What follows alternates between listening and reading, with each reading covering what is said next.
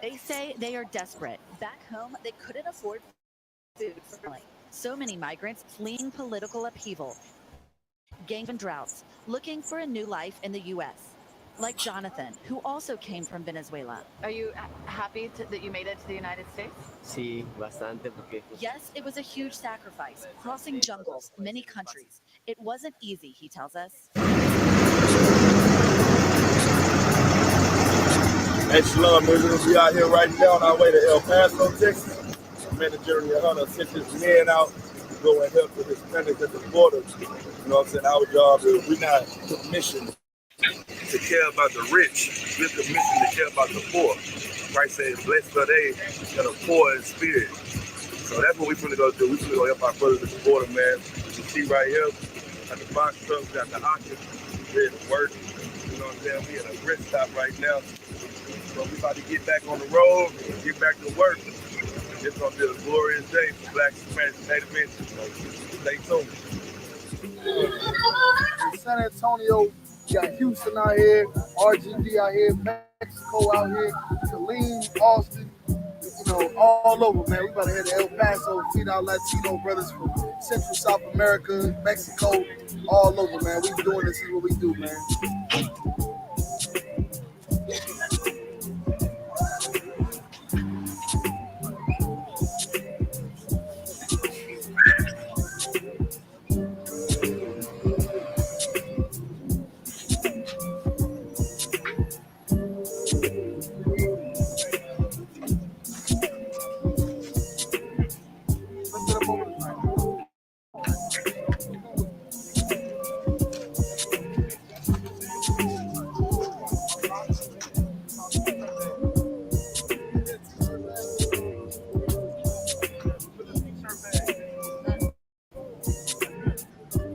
So right now we in El Paso, right by the border. They handed Title 42, and they told the brothers that they could come over and seek asylum. And then as soon as they started to come over to seek asylum, they started to change the rules. And now they're saying that if they come over here, they're going to get jail time, which will not allow them to get over here and get the asylum that they promised. So there's some people that are over here that are stuck. There are like 11,000 that they sending back a day to other countries. They're making it now to where they have to seek asylum in the country that they come from before they can get asylum in the United States. And they're changing the rules. But we out here to help our brothers and sisters. The manager YAHANNA sent us out here to feed and clothe them. So right now we just getting out here, we setting up. We got the food packed, we got the clothes over there. That we still getting everything organized. So we just to show y'all that we was out here, we getting started. We won't be out here all night until this truck is empty.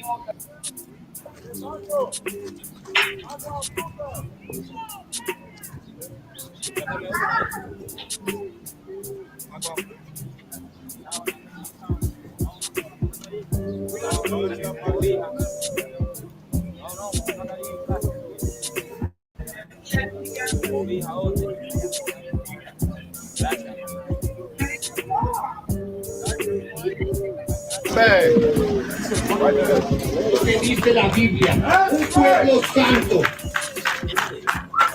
Jehová, tu Dios, te ha escogido para hacerle un pueblo especial. Jehová, tu Dios, te ha escogido para hacerle un pueblo especial. Un pueblo. No está hablando de los chinos, no está hablando de los árabes, no está hablando de los japoneses, de nosotros. Nosotros somos la gente más odiada en este mundo, más odiada. Y toda la gente de Dios, si saben de la Biblia, siempre han sido los más odiados de todo el mundo. Los más odiados. Ahora nos dicen ilegales. Estos gabachos nos dicen a nosotros ilegales por un río que nos pertenecía a nosotros. Este es nuestro continente. Esta tierra no es de estos gabachos, es nuestra tierra.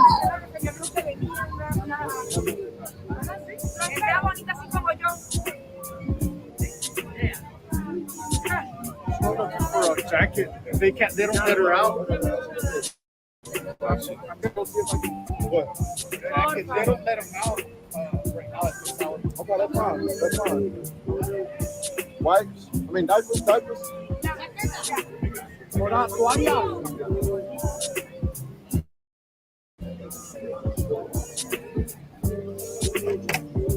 Give me some more. Give me some more.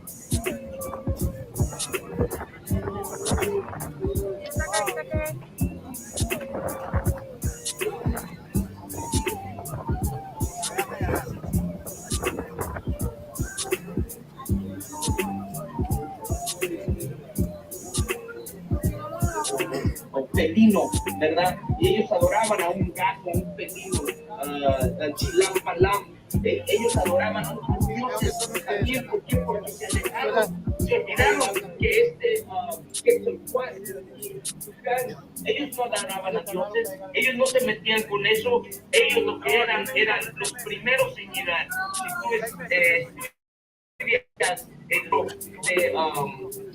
Se me va, pero regresemos.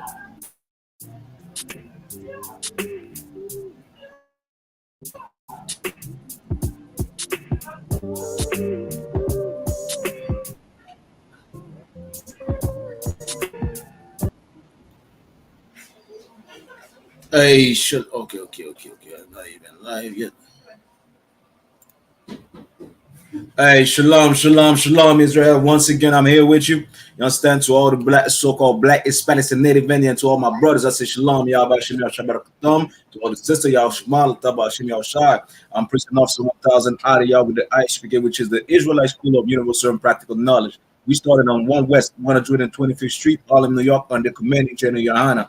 And you already know what we're about, man. You understand? This video, usually, you understand, we start the class with music, you understand, and whatnot, you understand, get you in the mood and the vibe. But today, we had a special event, you understand, that happened, where brothers from the UPK got together, you understand, with groceries, with food, with clothes, with water, with everything that is necessary to bring to, you understand, to those Hispanic brothers, you understand, in necessity, man.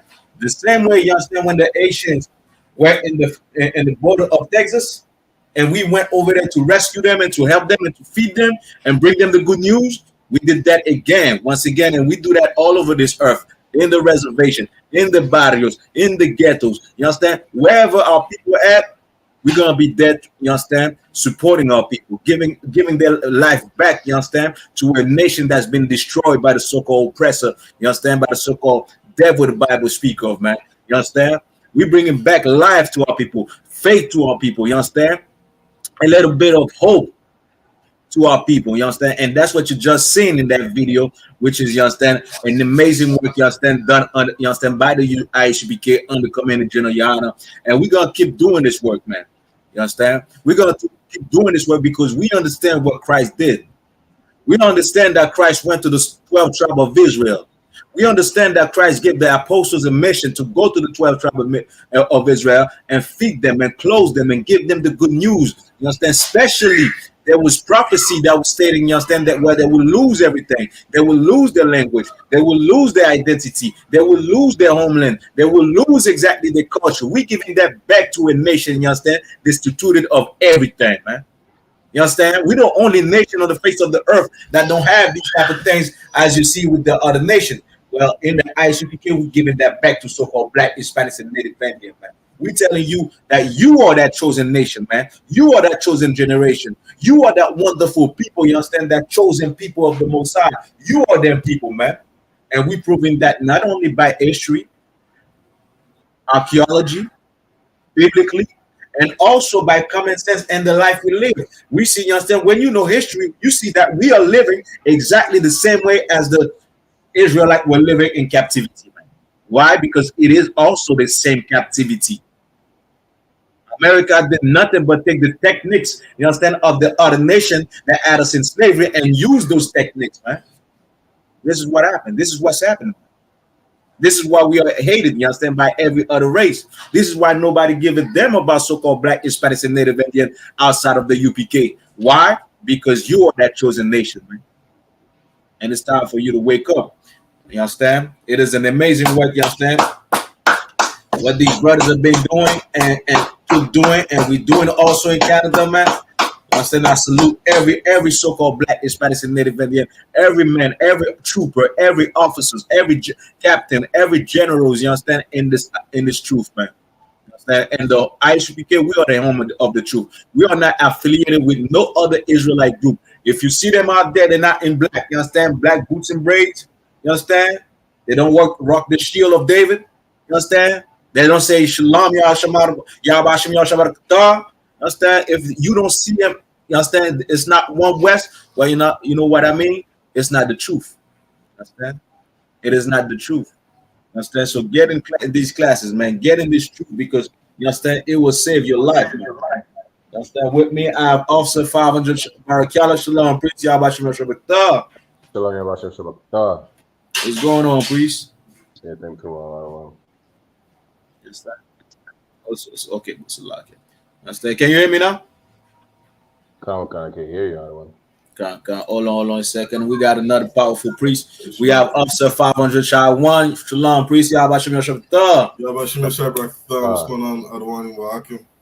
Everything to what we understand, ready to roll, rock and roll, man. You understand?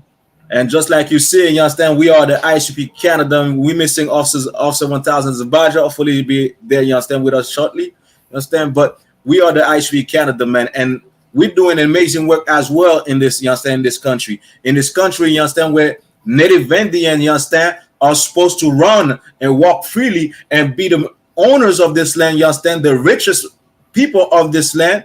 They are the poorest over here, man. Well, you know what? We go under the bridge. We go on the reservation, you understand, bring back, you understand, a little bit of hope to these people, man. You understand? Something that the Christian church will not do. And not only that, we tell them the truth about who they are, man, the tribe of God. Those Native Indian that you see, they are the tribe of God, according to the Bible, according to real history and archaeology, man. You understand? And for those that are aware, you understand, recently we had an event that happened, you understand, a situation that happened with the I.S.U.P.K, with a fake Israelite group, you understand? And I'm going to share a picture with you, right?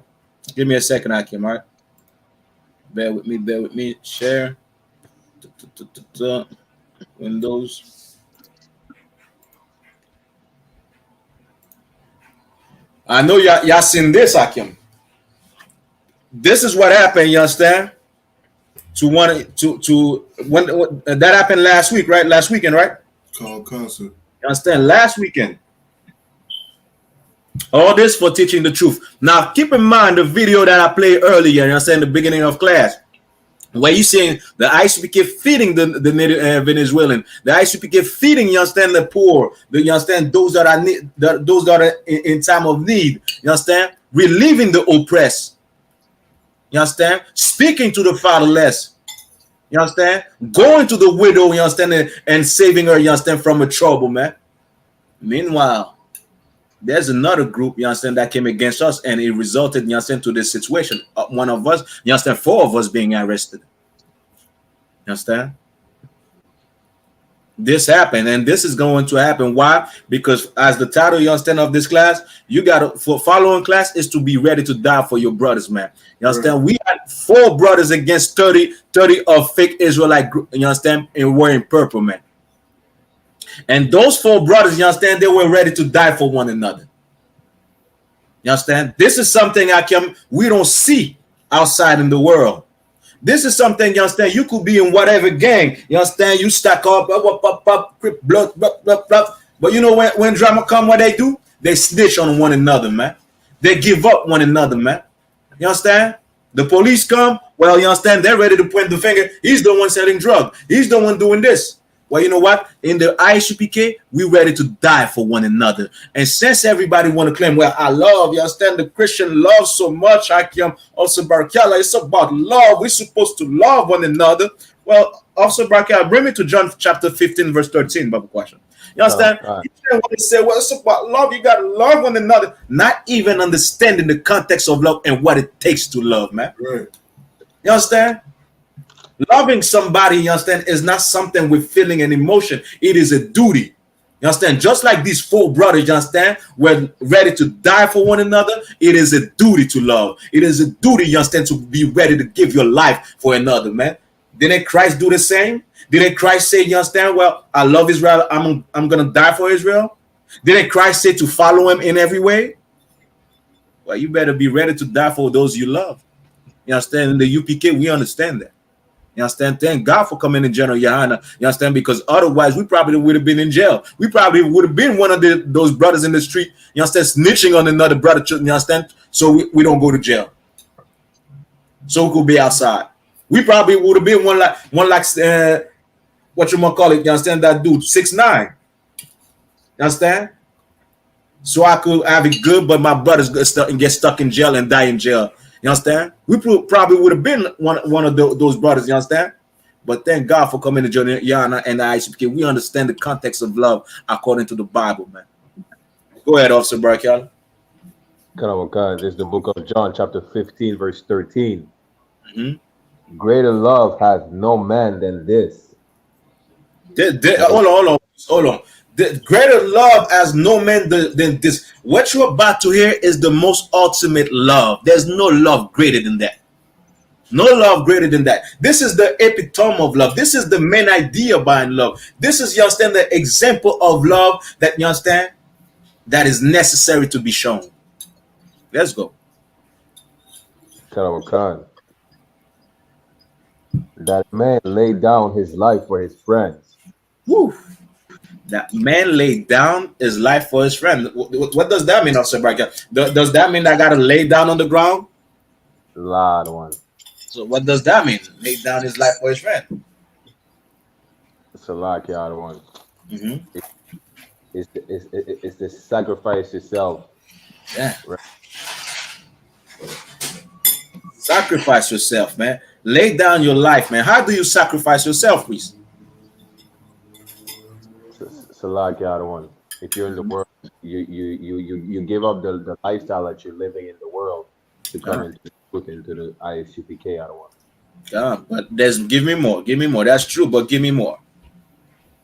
When you stop your sinful lifestyle and start following the law and go back to following the laws and commandments of the Most High. But that's in the broad context. But what was those four brothers ready to do for one another? They're ready to die for one another. Die for one another. Lay down your life. You understand? Your life don't matter. You understand? Because you love your brother so much. My life don't matter because, you understand, I love them four brothers, you understand, in I.S.U.P.K Canada so much. You understand? My life don't matter. Our life don't matter because we change our life and we ready, you understand, to die, you understand, for our brothers, man. This is why we go in camp for. This is why you see four brothers, you understand, in Canada, two in Toronto, two in Montreal, you understand? Oh, I see you, Officer Shawan. Two in Montreal, two in Toronto, you understand? And Officer Bun comes, or the other brothers come from the States, and we go to camp. You understand? We go to speak publicly about this truth. We go, you understand? And people think, you understand, it's something easy to do. Nah, there's people that could come and shoot you. There's people that come and somebody spat on somebody the last time, you understand, last year. Somebody spat, one of those Edomite dogs spat on Captain Azana, y'all, last year. You understand? She saw us next time, me and Officer Barkella, and she had respect, the uttermost respect for us. You understand? Oh, you are the Israelite guys. Oh, have a good day. Right, Officer Barkella? You understand? Because they see that we ready to die for one another, man. People come up to us ready to fight. We don't fear. We don't just run away. We stand there. You understand? We stand there ready to die for this truth, man. And this is how you follow Christ. This is how you follow God, man. You think the apostles, you understand, got killed for what? For giving hug and kisses, for loving everybody? That's why they killed the apostles? This is why they killed Christ, because Christ loved everybody? Nah, man. This work is dangerous. And you got to understand, and if you love your brother, you got to be ready to die for your brothers, man. Go ahead, Officer Shawan. To answer Salaki, just a quick thing just to say, because what you're bringing out is so heavy, and the brother that you have up on the screen, our other one, Captain Good Doggabar, when I was watching that video of what happened out there, when the men over in IUIC pushed Officer Malak, this captain right here jumped off the podium and damn near pushed through Officer Malak out of the way. This was the highest ranking man there. And that brother was ready to die for his brother. It didn't matter if he was ranked below him or above him, but this is the leadership that we have when the men above us are showing that we're ready to die for our brothers.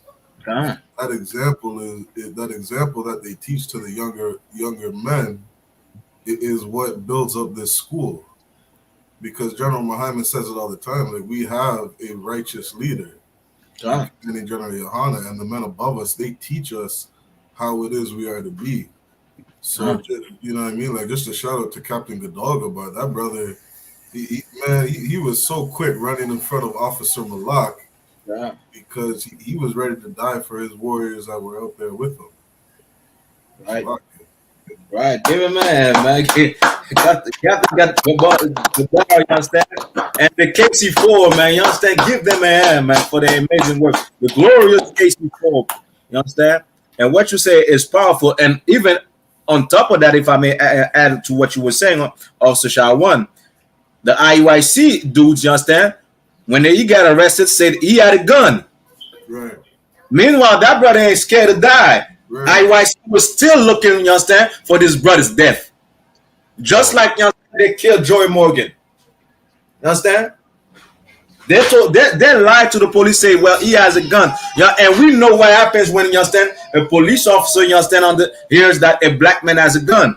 Automatically, you understand, they take the gun out and shoot that, you understand, unalive that brother, right? This is what they were looking for. This is what they wanted to do to my captain. You understand? I understand that we are not all the same, man. You understand? Meanwhile, they will lie to the police. He has a gun, so the police could shoot the brother. The brother is ready to die for his brother. We are not the same, man. You understand? And this is how you follow Christ. Following Christ is to be ready to die for your brothers, man. Ready to die for your people, man. You understand? Somebody bring me to Ephesians chapter 5, verse 2. And we're going to show you all throughout for those Christians that say, well, you guys are living in the Old Testament ways. You understand? You can't go to war. You understand? Well, I guess dying for somebody is something peaceful to do. Christian, fake Israelites.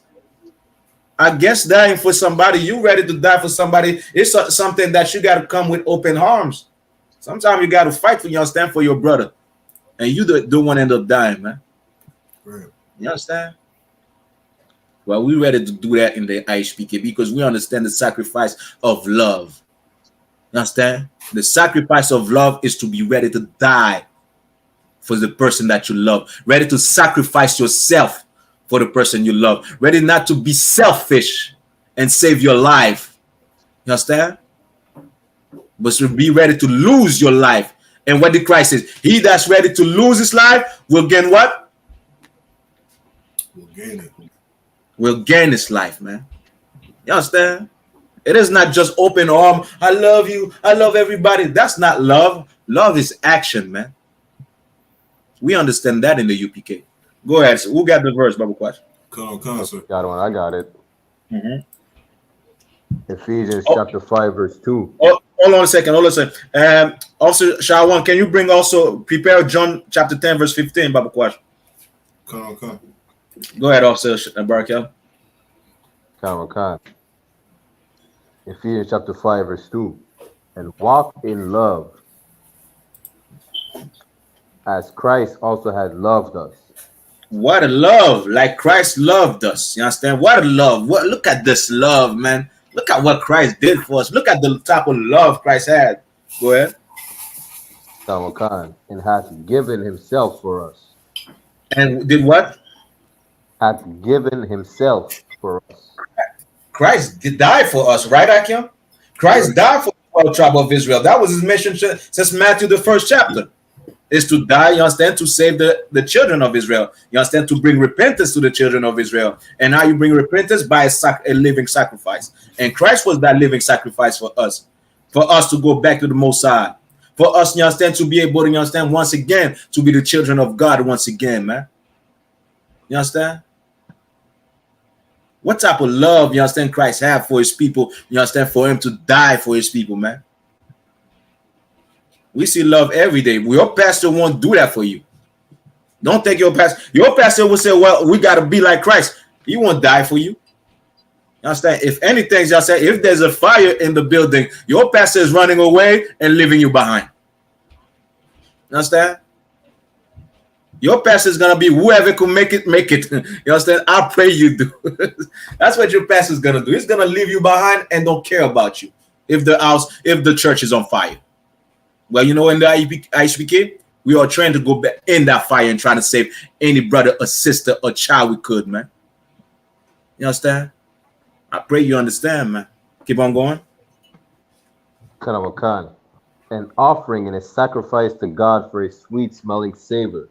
Go ahead. Verse 3. Well, read it from the top, Baba Question. Khan. Ephesians chapter 5, verse 2. And walk in love. And walk in love. You understand? Walk in love. Go ahead. Khan. As Christ also hath loved us.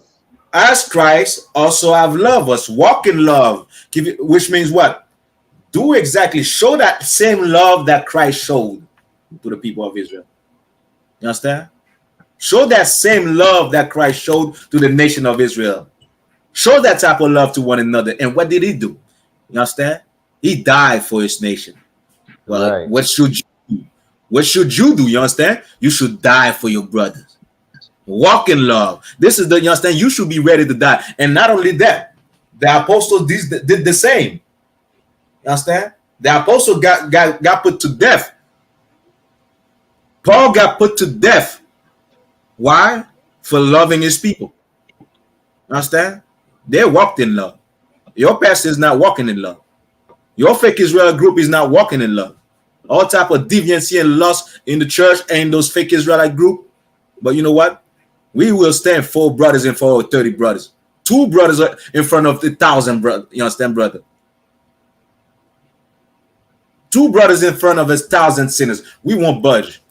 We will be ready to die instead of running away and being a coward. Right. You understand? We will be ready to die for one another instead of running away and leaving my brother behind. Well, IUIC is the type of group that will leave their own brother behind.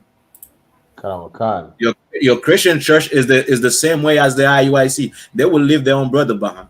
Not us in the UPK. It's an order, you understand, for us to stand next to my brother. You understand? If somebody shoot, we will wrestle. You understand? I know my brothers over here. We will wrestle, you understand, to see who's gonna get shot for one another, man. I'll push Officer Shawan out the way. Officer Shawan push me. Officer Brian, can I just step in the middle? You understand? And we will go back and forth. You understand? Yeah. Which one is gonna take that bullet for one another, man? For each other. That's love, man. Understand this. When you talk about love, Christian, love is not just loving one another or love one another. Nah, be ready to die. So when you're telling me to love the white man, should I be ready to die for the white man? Because this is the best example of love. When you tell me to die for these other nations, should I be ready to love these other nations? Should I be ready to die for these other nations? Meanwhile, they're killing us already. Well, you understand? The only thing is you don't understand love. Love is a sacrifice. Love is not selfish. Love is not envious. You understand? Keep on going. Khan. And has given himself for us. An offering and a sacrifice to God for a sweet smelling savor. You understand? We should do the same for one another. You understand? Walk in love.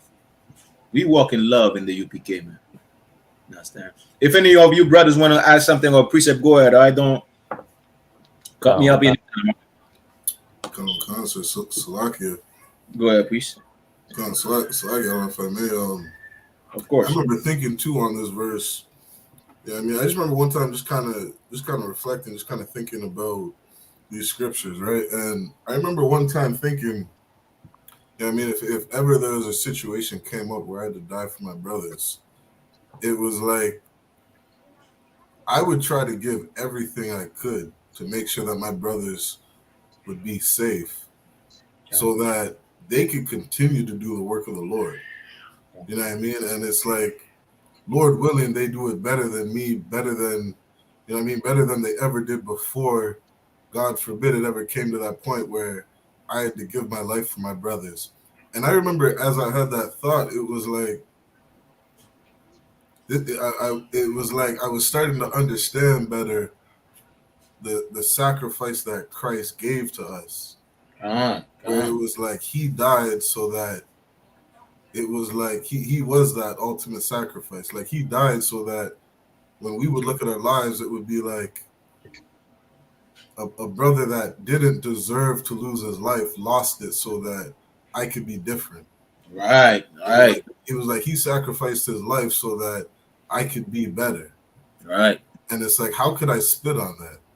And it makes that scripture really come to life, where it's like, there is no greater love than this. Because it's like, you're willing to lay down your life for your brother. I'm sacrificing my life so that you can do better than I did. I'm giving up my life for a reason. You know what I mean? And it really, it kind of put me in that mindset where it was like, I have no problem laying down my life for my brothers.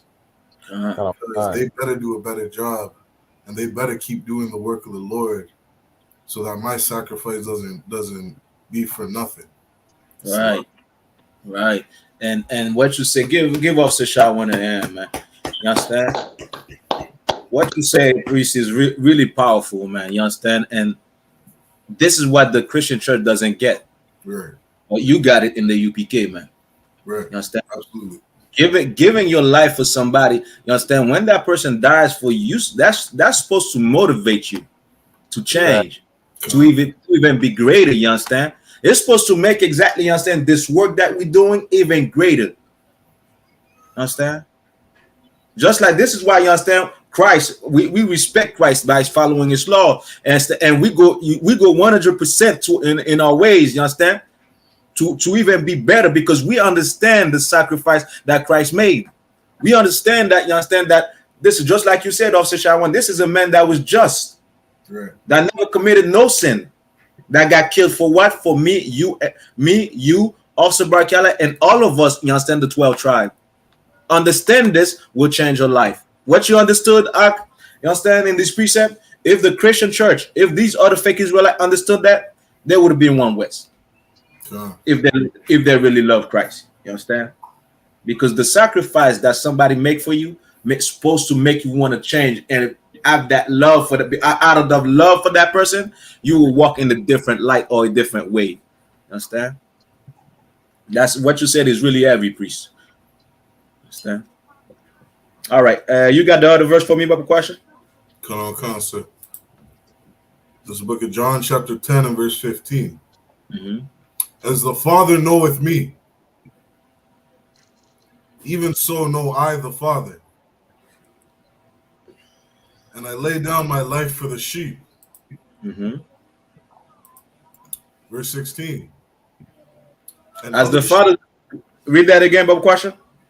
Come on, sir. Verse 15.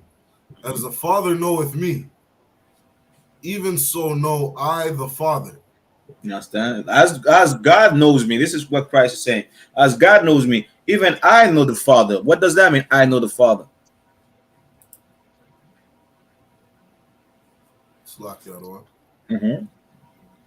He knows what his Father asks of him. Exactly. He knows what the Father wants. He knows what Yahweh wants. You understand? What does Yahweh wants? For the children of Israel to obey him, keep the law and statutes and commandments. To obey him, and mostly keep on going. He's gonna say, you understand? Keep on reading. Come. And I lay down my life for the sheep. What does the Father want? And I lay down my life for the sheep. You understand? Like being a shepherd, you understand? Let's say we are shepherds, right? Or we are watchers. Being a watcher, you understand, of Israel, you got to be ready to die for Israel. You understand? Being a leader, you understand, somebody call himself a leader of the people, you got to be ready to die for the people. You understand? You go to war. You are the leader. You are the first, you understand, with on the horse you understand, with whichever weapon that you have in your hand, like back in the day, you understand, and you charge, and you are the first. Why? Because you are ready to die for your people, man, for your nation. You understand? Today, you don't see that. You see the politician, they stay in the White House, you understand, the parliament, and after that, they just send, you understand, the soldiers to war, but they never go to war. You understand? But it wasn't like that back in the days. It's not like that when you love your people. You understand? You have the leaders, you understand, going, and your soldiers surrounding the leader. You understand? You got to be ready to die for your people if you call yourself a leader. Christ was a leader to our people, man. Christ is the King of Kings. And what did the King of Kings do? Die for his people. You understand? Right. What God requires? God requires for us to, you understand, to be ready to lay down a life for one another, man. There's no greater love than that. You understand? I know a lot of you will say, well, Christ did it already. I don't have to die for my brother. Christ did it already. Why did the apostles die then? The apostles didn't have to die. Peter didn't have to die. Paul didn't have to die. Why did they die? Because there's no greater love, you understand, than to put your life down for your brother, man. That's why they die. And that's what God is asking out of all of us, is to be ready to die for one another. You understand? Love is not selfish. Love is a sacrifice of self for somebody else. You understand? And this is what something that the Christian church doesn't teach us. You understand? They tell us like love, love, love. But at the end of the day, the woman will divorce her man. You understand? She's unhappy and everything. She will just, you understand, be a traitor and just do whatever she wants with another man. You understand? The brother's not satisfied. You understand? You already had sex with that woman. Well, you know what? I'm tired of her. Just throw her away like a garbage. But I thought you love her. I thought you love him. You understand? Love is a sacrifice, man, of self. It's being able to sacrifice yourself. Sacrifice you understand, everything about you for this person you love. In the ISUPK, we teach real love. And we know what to love as well. We're not going to love the same enemies that's oppressing us over and over. Christian telling us, you understand, to love our oppressor. Love everybody. Christ came to love everybody. Well, are you going to put down your life for the so-called Caucasian? Are you going to put your life down and be ready to die for the Arabs? Love everybody. This is the example of love. You understand? The best example of love is to die for one another. Are you going to die for the Chinese? World War III is coming. So go ahead and fight for this nation if you love them then. How many of you are going to do that? I don't see. No Christian will go and fight for World War III. I love the Chinese. Ching Chong Lu. No. Go ahead, priest. If they're supposed to love everybody, why don't they give hugs and kisses and flowers to the terrorists that bombed the towers? Gone. Understand? Why don't they go? You understand? Why don't they go pray for ISIS in the, you understand, in the Arab countries? Go pray for ISIS. Bring them flowers. You understand? I am a Christian. I love you. Go do that with them. Go do that with the terrorists. Love them. Let's see. You understand? Let's see, man. But I thought it was all about love, man. Hey, so what? Shalom, priest. Shalom, warrior. Go do that over there. Love everybody. Well, go be ready to die for them then. You got to understand who to love and who not to love. You can love the enemy, the oppressor, and love the oppressor at the same time. That's not love. That's confusion, man. Right. Understand? You can't I love two masters. You can say, well, I love the children of God, the chosen children of God. At the same time, you love the enemies of God that's oppressing the children of God. Can't love two masters. Either you're going to love one and hate the other. And most of the time, you're going to hate God. Because, you understand, you love America. You love this land. You love, you understand, this world. You don't want this world to die. Meanwhile, you're going to love, you want us to love everybody. You talking about loving everybody. Let me see you be ready to die for, you understand, for the people that you love. In the I.S.U.P.K, we proved it. 4 brothers proved it, man. 4 brothers against versus 30 brothers. And when you listen to the story, those 30 brothers, they were 10. You understand, the previous week. There were 10 of them. They came in front of those four. Didn't do it. You understand? Didn't move a muscle. You understand? Didn't bust a pipe. They had to go get reinforcement, just like the police. Right. Until they could become 30 versus 4. Now they felt, you understand, some type of way. Well, you know what? Our brothers were ready to die for one another, just like Christ did. This is the perfect example of love that we've seen in the UPK, man. And not only that, y'all seen the video, you understand? For you that's in the video in the beginning, you see we go feed exactly the homeless. You see we're putting in work. You understand the work, you understand that these are other religious group will not do. Yet they have millions of dollars, billions of dollars. You understand? Us with the little bread that we have, we will cut it up and do like Christ and feed the multitude. Understand why? Because we are one West. We are raised under commanding General YAHANNA, so we understand love. You understand? Watch out! Watch out! Go ahead. Is that all in the precept? Come on, sir. Somebody bring me to 1 John chapter 4 verse 7. Do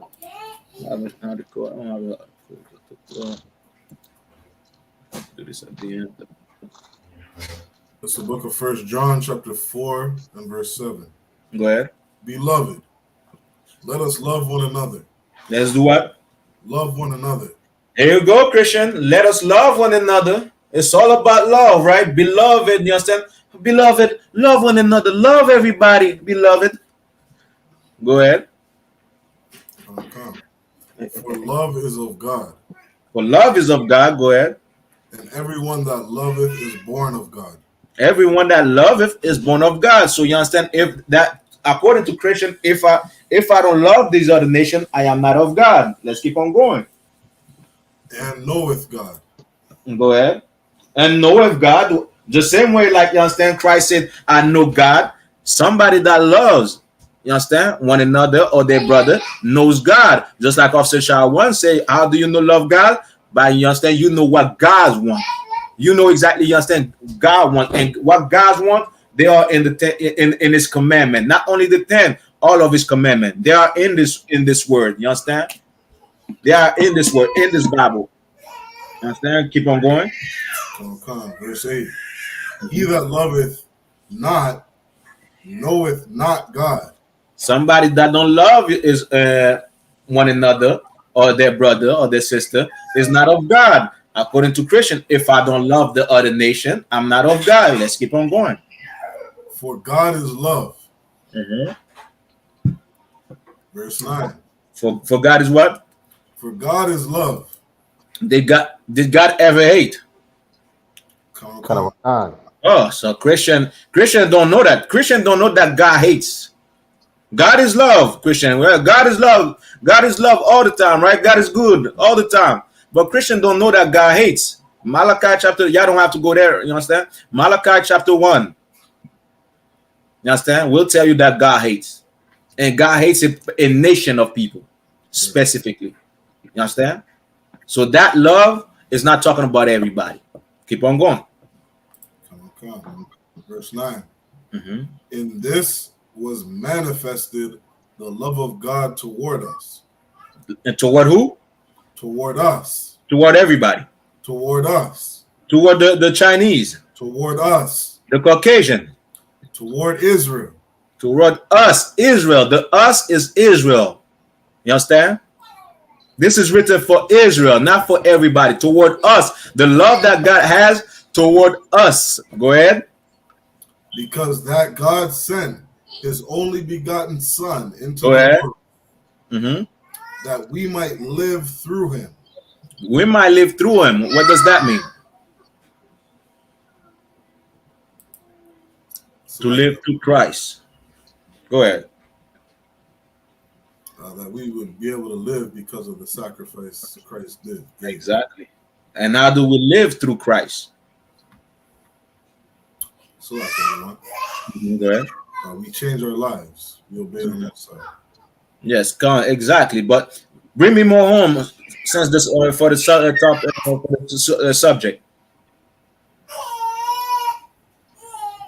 What you said is right. Go ahead, also Barkella. Just like Christ sacrificed himself for us, we will sacrifice ourselves for each other. Amen. Remember, Akim, there's no greater love than that, than somebody that put his life down for another brother, right? For his friend. You understand? So that's how we live through Christ. You understand? By being ready to die for one another. By not being selfish like the Christian church. You understand? By following Christ in every step of the way. Let's keep on going. Come on, sir. Verse 10. Herein is love. What? Herein is love. Go ahead. Not that we loved God, but that he loved us. But he loved us. Go ahead. And sent his son to be the propitiation for our sins. You understand? Which means the sacrifice for our sin. You understand? He became the sacrifice for our sin. He died for us. So you understand? He became, you understand, that living sacrifice that, you understand, the nation of Israel needed. Go ahead. Come. Verse 11. Beloved, if God so loved us, we ought also to love one another. So if God sent his so loved the, you understand, the Israelite, and this is a context also. The us over here is the same thing as John 3:16. For God so loved the world. You understand? Who's that world? Us. Who's the us? Israel. It's simple. And what did God do for Israel? Is sent his begotten son. You understand? His firstborn son. You understand? To us, so it could be a living sacrifice to us. So if we love God, what should we do? We should love each other. The same way that Christ was ready to die for us, God sent Christ to die for us. The same way, you understand, we're supposed to look at ourselves like a sacrifice to our brothers and sisters, man. A sacrifice for our nation, man. You understand? We're supposed to be exactly like that. That is love. You understand? You cannot say you love somebody if you're not willing to sacrifice yourself for that person. You understand? So now, to all you Christians out there that's listening to this, ask yourself this: am I ready to die for the person that, you understand, I claim I love? Maybe there'll be a little, you understand, to die, to be ready to die for somebody. You cannot be a coward. You understand? You can't be a coward. You understand? Christ was no coward. You understand? And therefore, brothers weren't no cowards. Go ahead, Officer Shalom. I don't know a Christian that isn't praying to God for something. Right. You understand? They're not praying to the Most High to give up something. They're all looking for something. They're looking for a handout. Yeah. You understand? They're not ready to sacrifice their life, their happiness, their peace, what the things that are going on in their life that is good. They're just looking for the Most High to give them more. Christianity teaches selfishness. You to sacrifice. It's all about me. It's all about me. You understand? But are you ready? Have you ever prayed God to, if this come to worse, you understand, this situation, God, give me the strength to die for my brother or my sister. Right. I never prayed for that. Go ahead, Officer Barkel. Just like Officer Sharon was saying, you know, Christians, they will never sacrifice themselves for God, but you always hear Christians talking about, you know, I need to sacrifice a couple months to make more money, this and that. Or sacrifice for this woman, or whatever the case is, you understand? They'll sacrifice, they'll make a they'll compromise for anything but for God. You understand? Christians are not taught love, you understand? They're not taught what love is. They think that love is a fairy tale. They think love is like lust. You understand? Like when you lust something and you want it so bad. You understand? This is the love for that the Christian church has taught us. You understand? They don't teach us, you understand, that love is actually a sacrifice that you have to make. You understand? They teach that the only sacrifice, the sacrifice was already made. There's no sacrifice no more. You understand? Meanwhile, you got to be a sacrifice to the person that you love, to those that you love. You understand? You got to be willing to sacrifice yourself. Be ready, you understand, to sacrifice yourself if you love somebody. You understand? If somebody come in your house and attack your mother, your father, you understand, and you living there, attack your wife and your children. This is what I love about Christian, right? They say, well, you know what? You got to forgive, turn the other cheek. When you ask them, well, if somebody come in your house trying to molest, you understand, violate your wife, your daughters, your son, and kill them, what are you going to do? Are you going to turn the other cheek, or are you going to fight and save their life? Be ready to die for them. Guess what they always say. Anybody want to try?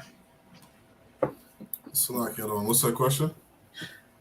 A Christian, when you ask them, well, Christian always tell you, well, love is about turning the other cheek, forgiving and everything. So when I ask Christian, you understand, well, if a robber comes or a murderer comes in your house and you have your daughter, you have your wife, you have your sons there, trying to violate them and murder them, you understand? What are you going to do? Are you going to save their life, be ready to die, put yourself in danger? Or are you just going to turn the other cheek? Well, you killed them, you killed her, you killed my son. Well, here I am, kill me too. What are you going to do, Christian? What is the answer? Salakia, yeah. It's crazy. Every Christian says the same thing. God. They always say, well, in that moment, of course I'm going to defend my family. That's exactly. But what I should do, I should turn the other cheek. God. But, I'm just flesh. I'm just carnal. And God. in the moment, I'm going to protect my family. God. God, that's exactly. Go ahead, Brother Kelly. No, I didn't say anything. I don't want. Okay, God, I thought you say. But this is exactly, you understand what they say. Every one of them. When you ask them, try it, Akim. Ask them this. Well, in this situation, you understand, this is the situation and this and that. Are you going to turn the other cheek or are you going to fight?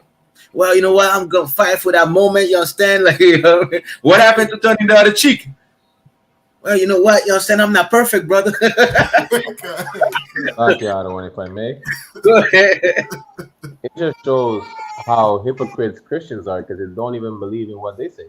God, you understand? God, you understand? Which means Christians don't understand love. Because why? Because those Christians never, you understand, don't know love, not showing love, and never taught them love. You understand? Meanwhile, you understand, us in the UPK, we understand love. You understand, there's no better love, there's no greater love, you understand, for you to die for your brother, not to snitch on him, not to point the finger, not to sell him drug, you understand, but be ready to die for him, man. You understand? Was that it on verse 11? Come on, sir. All right. Where should I go next? Bring me to Romans. Somebody bring me to Romans chapter 5, verse 7. And so far, Christian, I'm staying in the New Testament for y'all, so y'all could see exactly all this is in the New Testament. But you never read those verses. You don't understand those verses. Go ahead. It's Romans chapter 5, verse 7. Go on. And somebody else bring me to 1 John chapter 3, verse 16. Come. It's the book of Romans chapter 5, verse 7. Mm-hmm. For scarcely for a righteous man will one die. So repeat that again. Karawakan. Romans chapter 5, verse 7. For scarcely. So what does that mean? Salaki Adawan. Well, That would mean it is, something that is scarce is something that is really rare to find. it's really rare. There's something that, this verse is saying it is really rare. Something is really rare. What is really rare, priest? Salaki Adawan. Men like the KC4 is rare. Come, read it. Let's read it. Let's see. Let's see what's really rare. Romans chapter 5, verse 7. Mm-hmm. For scarcely for a righteous man will one die. Scarcely, you understand? For one man, you understand? For a righteous man, one man will die. It is something rare for you, you understand, to see people die for a righteous man. It is something rare. You understand? It is something rare, you understand? Like when Christ was dying, you understand? When they were about to sacrifice Christ, where were the apostles? Hiding, Scared. You understand? It is something rare, Akim. You understand? All right, let's go outside of the Bible. When Malcolm X was famous and everything. You understand? Everybody you understand, so-called Muslims supposedly love them. Black people, you understand, black people love them. Where were those people that loved them? None of them took the bullet. Everybody was ducking. Just like IYC when they heard them shots. Everybody ducking. Everybody's acting. Everybody on the floor. Meanwhile, he died by himself. You understand? Not saying that Malcolm X is righteous, but you understand it's an example. You understand? Like even those, you understand, what they might consider righteous in the world, it is rare for, you understand, other people to die for that brother. Right. You understand? It is something rare, you understand, to see, you understand, somebody that's righteous, other people is willing to die for that person. You understand? Which means what? Which means in a situation where when let's say you teaching the Bible, you're brought to court and everything, you gotta die. It would be something rare, you understand, for somebody else to be like, well, you know what? Don't kill him, kill me instead. Well, you know what? Christ did this, and we were not even righteous. You understand? We weren't even righteous, and Christ did it for us. Just like Officer Shah once said, understanding the sacrifice of Christ, you will change your life. You understand exactly what it takes, you understand, to be us in the UPK. You understand why we do with what we do, why we say what we say. You understand? You understand why only 4 men were not scared, you understand, in front of 30 men trying to intimidate them. And they even trying to make the police murder one of them. Right. You understand? You understand why we are not scared. You understand? Because we understand these precepts. It is something rare, but it's not rare for us in the UPK. You understand? Like I say, there's only 2 men in 2 of these zones, right? Toronto 2 men, Montreal 2 men, and I can't wait for the order to be brought out. You understand? To be given. For, you understand, we go to camp in 2s. I can't, you know, I'm gonna be on an extra mode. You understand? Me and Bob Keller, oh, let's go. You know what I mean? You understand? Also, Shawan and also Zabaja, I know Toronto is gonna be on fire. You understand? And if the multitude want to come against only 2 men, let them come. And that will convict this world, you understand, to show how wicked is this world. Just like IYC. It is something really rare, you understand, for a righteous man to find other people to, you understand, to fight somebody to die for a righteous man. Keep on going. Kanawakan. Yet peradventure, for a good man, some would even dare to die. A what? Yet peradventure, for a good man, some would even dare to die. Explain that Bible question. So I got one. Even for a righteous person, some would think twice before before sacrificing themselves. God. Yes. You want to give it a try also, Officer Shawan? So, like, what's the question? You want to give it a try also? So, like, I didn't hear the question. Do you want to give it a try, the verse, that part of the verse? So, like, I have to hear that again, the verse. Okay, go ahead, Officer Barkel. Khan. Want me to read the whole thing, Adawan? Yeah, just for context. Khan. Romans chapter 5, verse 7. For scarcely for a righteous man will one die, yet peradventure for a good man, some would even dare to die. So, like, if I may. Go ahead.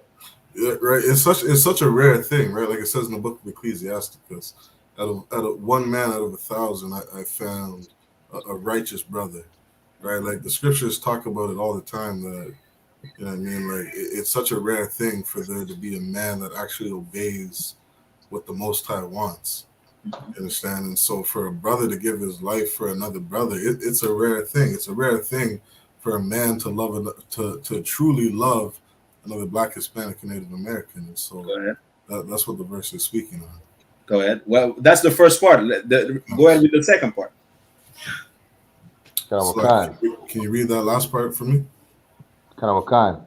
Yet peradventure for a good man, some would even dare to die. And peradventure for a good man to die, right? And again, and this is why Christ said that no greater love, because it's one thing to obey the law, statutes, and commandments, but it's another thing to actually sacrifice yourself, give it all You know what I mean, for your nation. And that's what separates, like, these brothers in the I.S.U.P.K, that's what separates us from everybody else. Okay. Because it's such a rare thing to actually have a brother sacrifice his life, sacrifice the things that he has for another man. You understand? Y'all both right. Y'all both right. But I gave it to y'all earlier. You understand? You see, when I took Malcolm X, for example, Malcolm X is considered a good guy, right? A good guy. He's not righteous, but he was good. He was, you understand? He had a spirit, you understand, that he loved his people. He wanted some change. He didn't know how to do it, you understand, until the last part of his life where he realized that we are the Israelite. But you understand, he wanted to change. You understand, he wanted to go against the oppressor. He's not righteous, of course. Christ is righteous. So you understand, Christ is a righteous man. Never sinned. It's not about sinning, you understand? Sinless man. So it is something rare, you understand, for somebody to die for such a man. It is also rare for you understand, for a person, even though that person is not righteous, is close to be in the world a good man. But it is something, you understand, that you don't see. He's gonna die by himself. You understand? Even though people love him, even though, you understand, everybody love Malcolm X, nobody's gonna, you understand, take that bullet from him. You understand? Okay. Nobody's gonna take that bullet for Malcolm X or Malcolm MLK. Everybody love MLK. You understand? He's like the pioneer of black civilization. So you understand over here. Who died with him? You understand?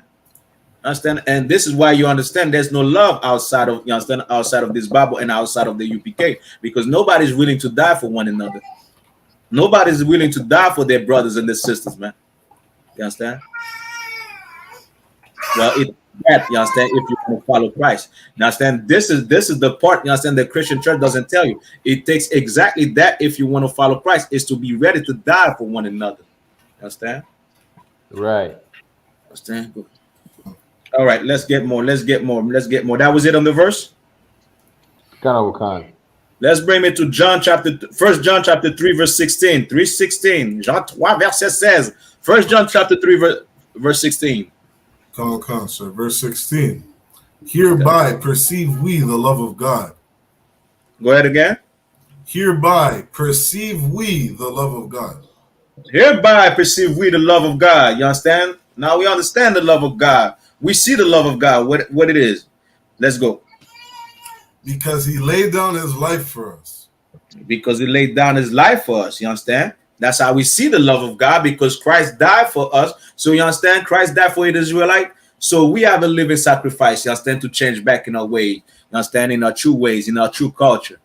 This is how we see that God loves us. Go ahead. Come. And we ought to lay down our lives for the brethren. Woo! Christian. I thought Christian would have said, I'm lying, right? You know, well, the sacrifice is made already. You don't have to die, Officer Shire 1. Officer Barakella, what are you talking about losing your life for Officer Shire 1, for Adiyar, for Zabaja? Live your life, man. Christ died for them already. Read that part again. Babu question. Come. And we ought to lay down our lives for the brethren. We ought to lay down our life. That's how you understand. We see that God loves us. He sent Christ to die for us. But what about your love? Do you really love, you understand, your brothers? When you're talking about loving everybody, do you really love everybody? Because if you really love everybody, you will be willing to die for everybody. Are you willing to do that? Right. That's in the New Testament. These are not our words. We didn't write this book. It's right there. Maybe you don't understand this book. Maybe you don't understand what it takes to follow Christ. Maybe you don't understand love because you've been taught, you understand, how to be selfish your whole life.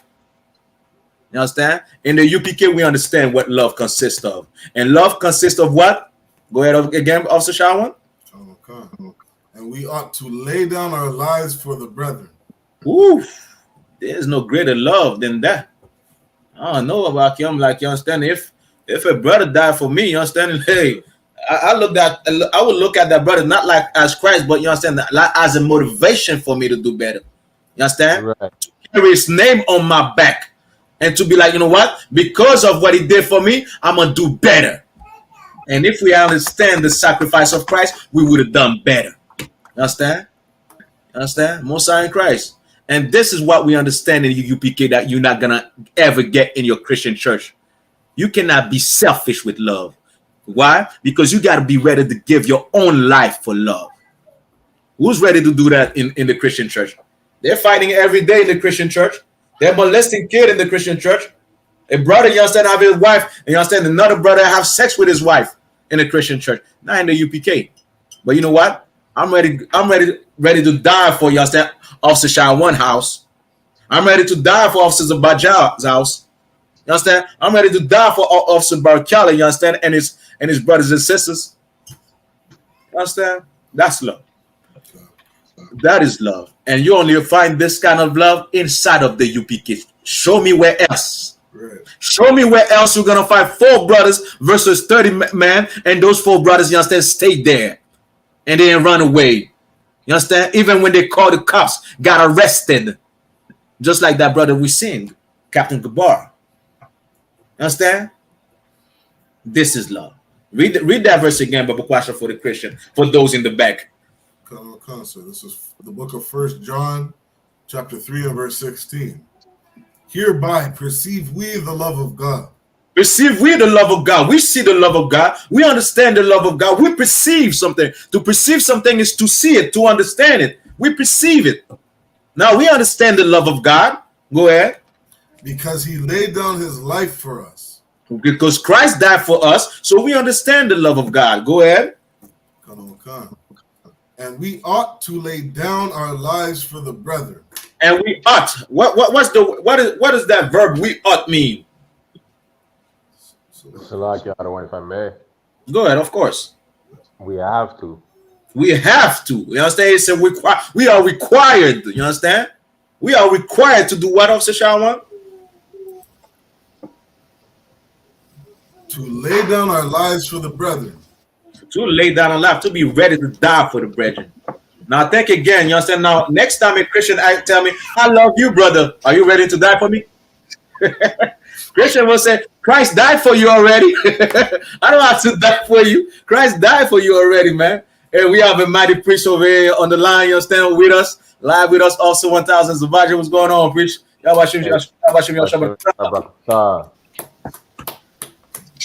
Shalom, Akim. Yahbashim Yashabarakat. What's going on? I'm Tawab. I'm just listening. What verse were we at?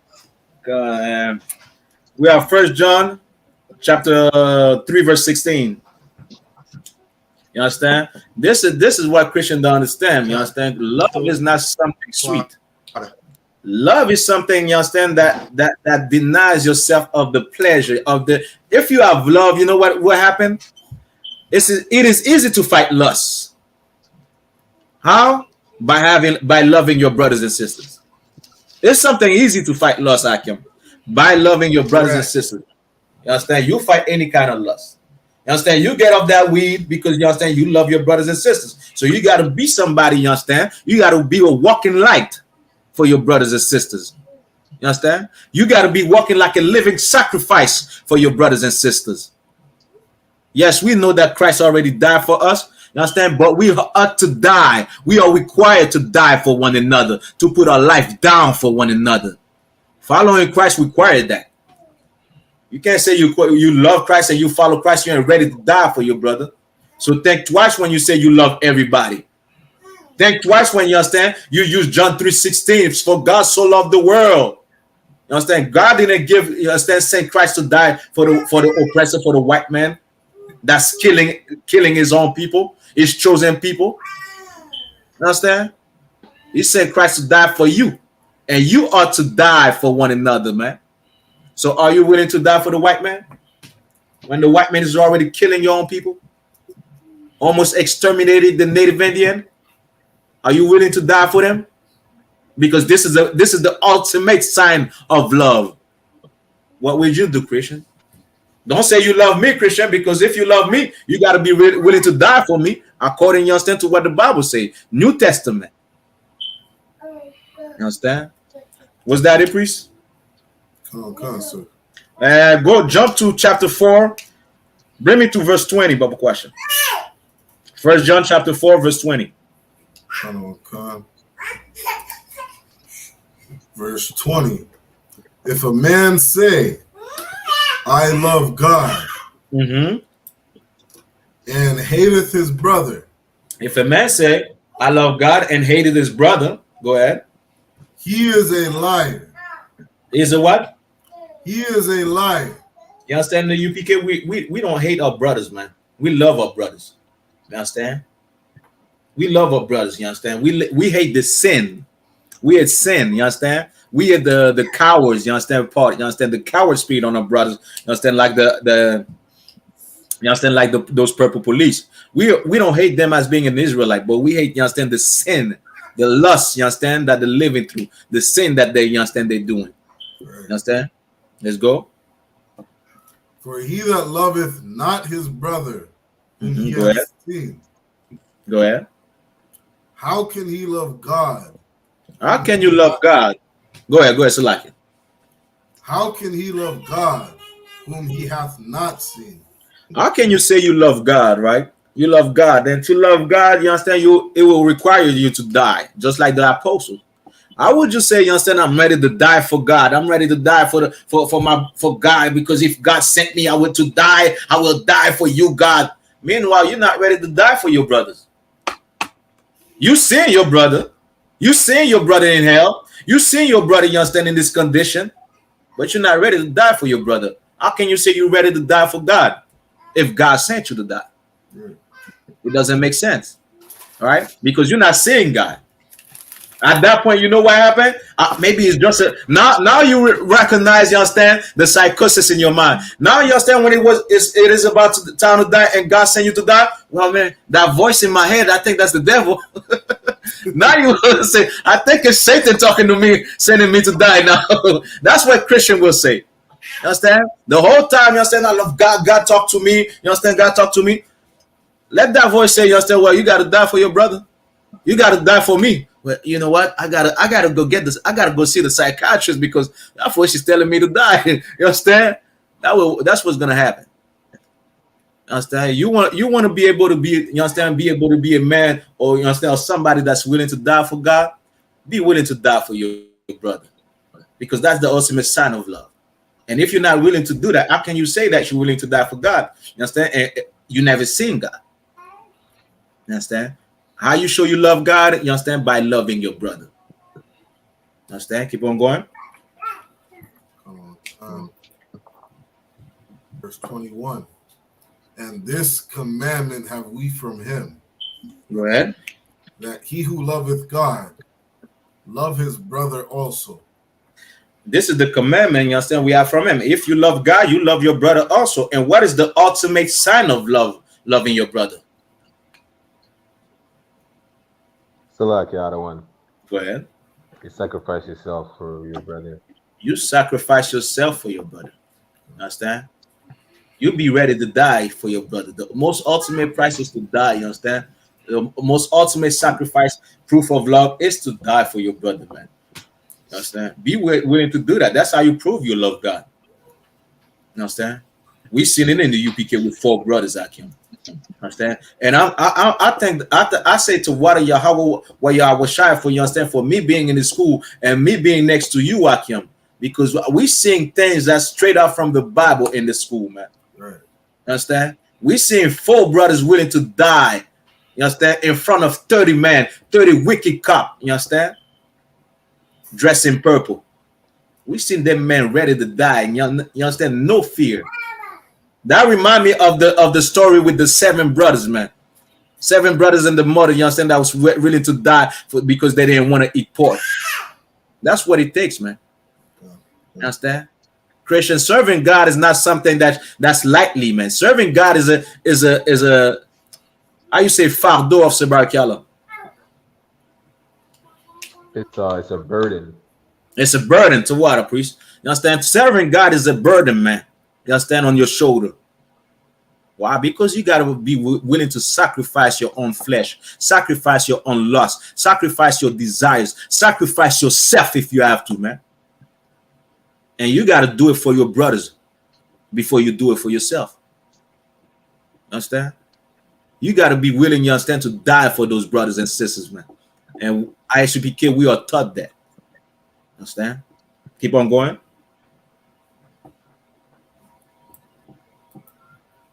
Select it on. That was the end of the chapter. Go ahead, please, Lucky. 1 John chapter 4, verse 20. You were at verse 20. I don't know if you finished the verse. Select it on. I just finished the end of verse 21. 21. Jump to verse 7, Bible question. Come. This is the book of 1 John chapter 4 and verse 7. Mm-hmm. Beloved, let us love one another. Let us love one another. Again, you understand? Just like Christ said, love one another. Go ahead. For love is of God. Mm-hmm. And everyone that loveth is born of God. Drop that. We read that part already, right? Yeah, we read that part already. And bring me to Leviticus chapter 19, verse 18. You understand? Christian always say, well, there's only two commandments, you understand, in the Bible. There's only two commandments in the Bible, is to love God with all your might and love your brother as thyself. Well, Christian, loving your brother as thyself, isn't that in the Old Testament? Ask a Christian that. They will tell you, no, it's not in the Old Testament. Let's go check it out. This is the book of Leviticus, chapter 19, verse 18. Go ahead. Thou shalt not avenge nor bear any grudge against the children of thy people. I shall not do what? Thou shalt not avenge or bear any grudge. You understand?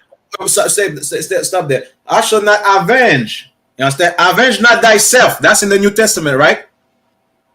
Correct. But give place unto wrath. Keep on going, Officer Barakela. Nor bear any grudge against the children of thy people. Nor bear any grudge against who? Against the children of thy people. This is turning the other cheek at him. Don't bear no grudges, man. You understand? Against the children of thy people. Everything that you see in the New Testament has been said in the Old Testament, Christian.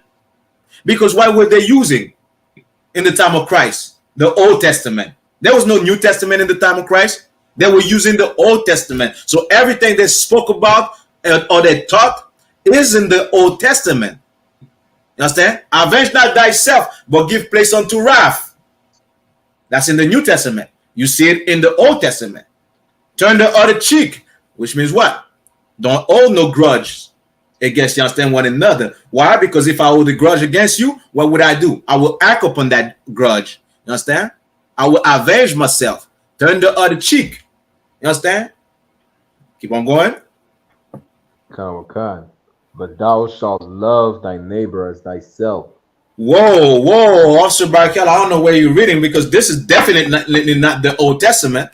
Because I know it's my Jesus. My Jesus say that. How can you tell me this is in the Old Testament now? It's my Jesus. My Jesus, you understand, said it first. My Jesus said it first, Officer Barkella. Are you sure you're reading this? Are you reading this Bible, please? 1611 King James Version, I don't want 1611 King James. And where you at? Leviticus chapter 19, verse 18. Leviticus chapter 19, verse 18. Read that last part again, Bible question. But thou shalt love thy neighbor as thyself. Love thy neighbors as thyself. In this verse, it says what? Avenge not, don't owe no grudge against the children of thy people. So who's your neighbor? Like the other one. Go ahead. I have the definition of neighbor from the to what? Bible Dictionary. Go ahead. Neighbor. Commandments 6 to 10 deal with duties toward one's neighbor. In Old Testament, neighbor meant the one who lived nearby, a fellow Israelite.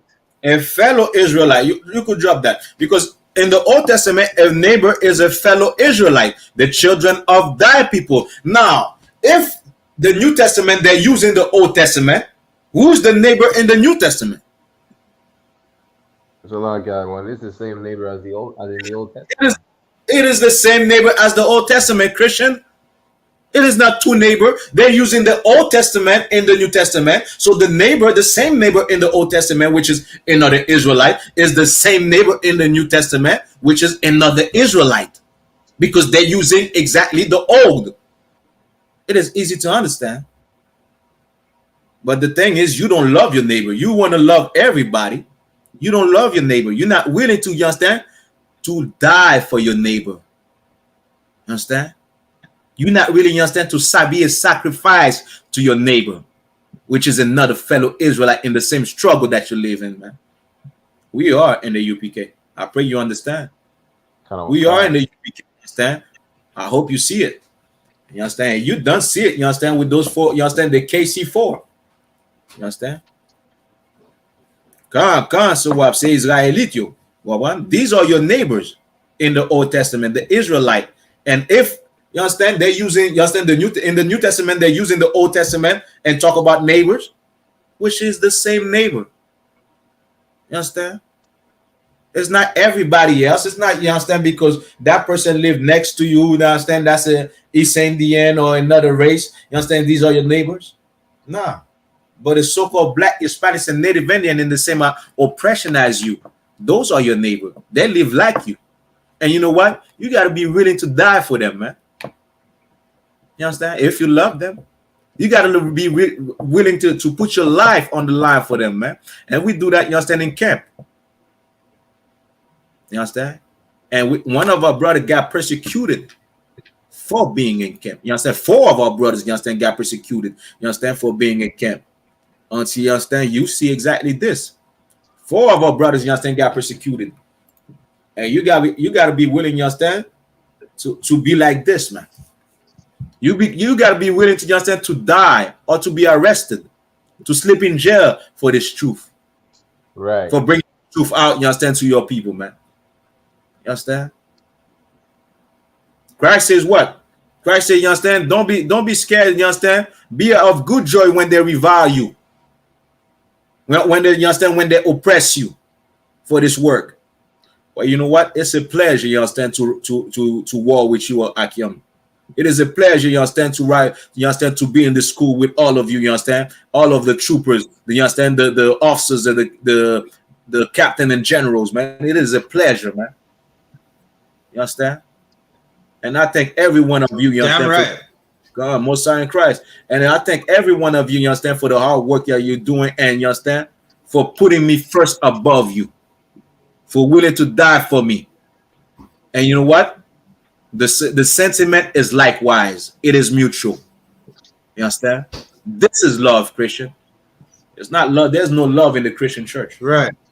Understand? Where you're gonna find, you understand, an oppressor could come with a rifle, the pastor should be, you understand, be killed first.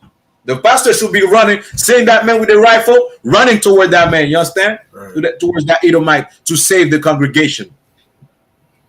But you know what? The pastors are gonna be the first one to flee. The lucky other one. Understand? Come on, go ahead, please. The pastor is most likely wearing purple. Good, you understand? You understand? Pastors do love purple for real, you understand? Let's get more, you understand? This is where it comes from, Christian. You understand? Matter of fact, I was looking at that picture, I see some purple around, you understand, behind that cup. I was like, God damn, she might be IUIC. You understand? She might be IUIC, Akim, who knows? But this is, you understand, this is what it takes to follow Christ, man. You understand? And you will see more of this, man. You will see more of this. All right? All right. Somebody bring me to Romans chapter 12, verse 10. Somebody else bring me to John chapter 4. John chapter 4, verse 34.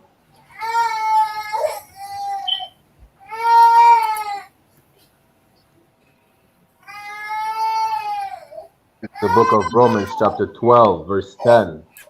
Mm-hmm. Be kindly affectioned one to another with brotherly love. With what? With brotherly love. You understand? Officer Barakala got the class called the brotherhood class, man. You understand? You want to learn anything about brotherhood, you understand? You got to check them classes out, man. You understand? I suggest you do, you understand, to understand brotherly love. Go ahead. In honor, preferring one another. Do what? In honor, preferring one another. Prefer yourself. Preferring one another. Preferring one another, man. Be willing to die for, you understand, for one another. Be willing to sacrifice one another. Put another brother first, you understand, instead of yourself. You understand? Imagine we put, you understand, as a people, we put each other first. None of us will lack of anything. You understand? If we put it as a people, you understand, as a nation, we do that. None of us will lack anything in this nation, man. Understand? These laws, you understand? These laws, you understand, is something that will make a nation strive, you understand, forever. Understand? Y'all gotta understand this, man, Christian. Without love, you understand, without love, unity, you understand, there's no peace. There's no truth to it. But we got that in UPK. And with that brotherly love, we're gonna show the whole world, you understand, that we are the one, you understand, God is with us. We are the home of the truth. You understand? Keep on going. Khan, verse 11. Okay, drop that. Somebody bring me to John chapter 13.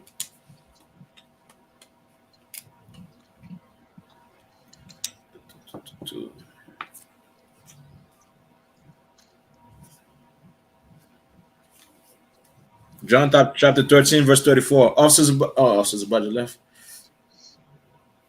John 13, verse 34. Khan, this is the book of John, chapter 13, verse 34. Mm-hmm. A new commandment I gave unto you, that ye love one another. Go ahead. As I have loved you. Was that a new commandment? Was that there before? What was that? Was that commandment? What Christ said? Was it there before? Also, shall one as is and raised. Go ahead. So it was there before, right? Come on, sir. So why is Christ saying, "I give you a new commandment"? Sir. Go ahead. Because the brothers that he's speaking to, they didn't know this. This is something new to them. But this is something that's been taught from the beginning. God. You understand? Because of all the captivities, you understand, we went under. A lot of things, you understand, that the brothers living during the time of Christ didn't know. Even the Pharisees, you understand, the Pharisees and the Sadducees that were supposed to know and teach the people, they didn't teach the people correctly. They are just like your Christian preachers, you understand, of today. Yeah. You understand? They didn't teach the people the truth. You understand? So, of course, it is a new commandment, you understand, to them. It is a new commandment for us to say, you understand, love each other as well over here, because we hate one another. We sell drugs to one another. We don't view exactly each other with values. You understand? We don't see each other, you understand, with the power, you understand, with the wealth behind who we are. We sell drugs to one another. We pimp our sisters. You understand? We kill one another over Nike pair of shoes. You understand? We don't value one another no more. So it is something new to us, you understand, if I say let's love one another. Well, it is not something new at all. It is something, you understand, that was in the Old Testament as well, to love one another. We just read it in Leviticus chapter 19, verse 18. Right. You understand? It is not something new. Christ wasn't saying something that wasn't said before. It is new because why? Because those brothers at the time weren't living like that. Just like we're not living like that. Just like Haiti, you understand, is in turmoil right now with gangs killing each other. They're killing their gangs and over and over. You understand? So we're not living with, you understand, loving one another. So if I say to the Haitians, you understand, we go to Haiti and say, let's love you. I'm telling you something new today. I'm going to give you something new. Let's love one another. It is something new to them, but it's something old. You understand? Ever since Moses. But Christian does not know that, because your pastor is just like the Pharisees and the Sadducees, man. You understand? Let's keep on going. Verse 35. By this shall all men know that ye are my disciples.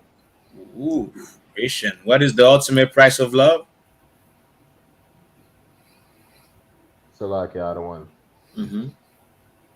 If we show that we have brotherhood, that we're ready to die for one another, we love one another, everyone on the face of the earth is going to understand that we follow the law, statutes, and commandments of the Most High. So, understand? And that's what everyone should have seen, you understand, with the KC4. Everyone should see, you understand, well, you know what? They're ready to die for one another. They must follow God. Understand? They follow God for real because they're ready to die for one another. That's how you see. So that's how you see, you understand, who's really following God. Are they ready to die? Are they willing to die for, you understand, their brothers and sisters? Are they Christian? Are they Christian in the Christian church willing to die for each other inside of the church? How do you know that? Well, you know what? I don't feel good in this church. I don't. The spirit is not talking to me in this church, so I leave and I go to another church. I've seen that you understand, so many times. I was in the church. I grew up in the church. I seen that. I couldn't understand that. Somebody like, well, I'm in this church today. You understand? I don't feel the spirit in that church. I go to another church.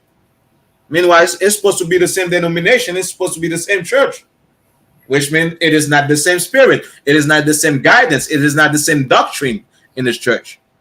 They are not willing to die for one another inside of the church, so they don't follow God. You understand? Over here in the UPK, we're willing to die for one another. You might think about if we follow God now.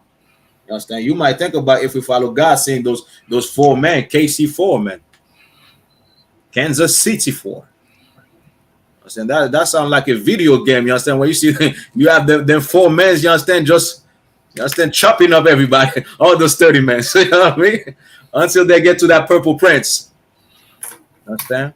But it is something real, like him. You understand? To die for one another is how you follow Christ, man. Following Christ requires that, man. You understand?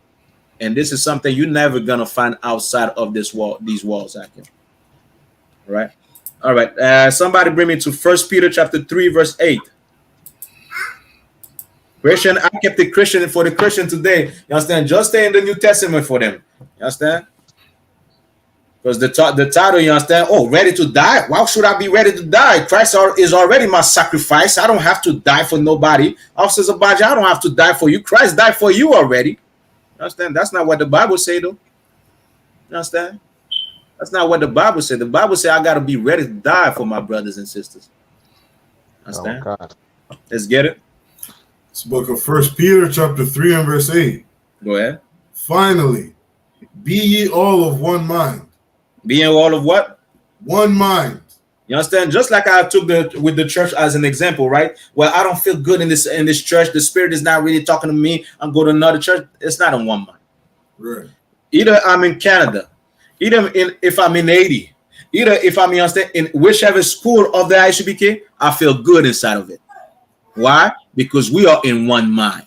Even if I'm in Montreal, even if I'm in Toronto, even if I'm in Officer Barakala class, Officer Shawan class, Officer Zabadi class, I feel good in their classes because we are in one mind.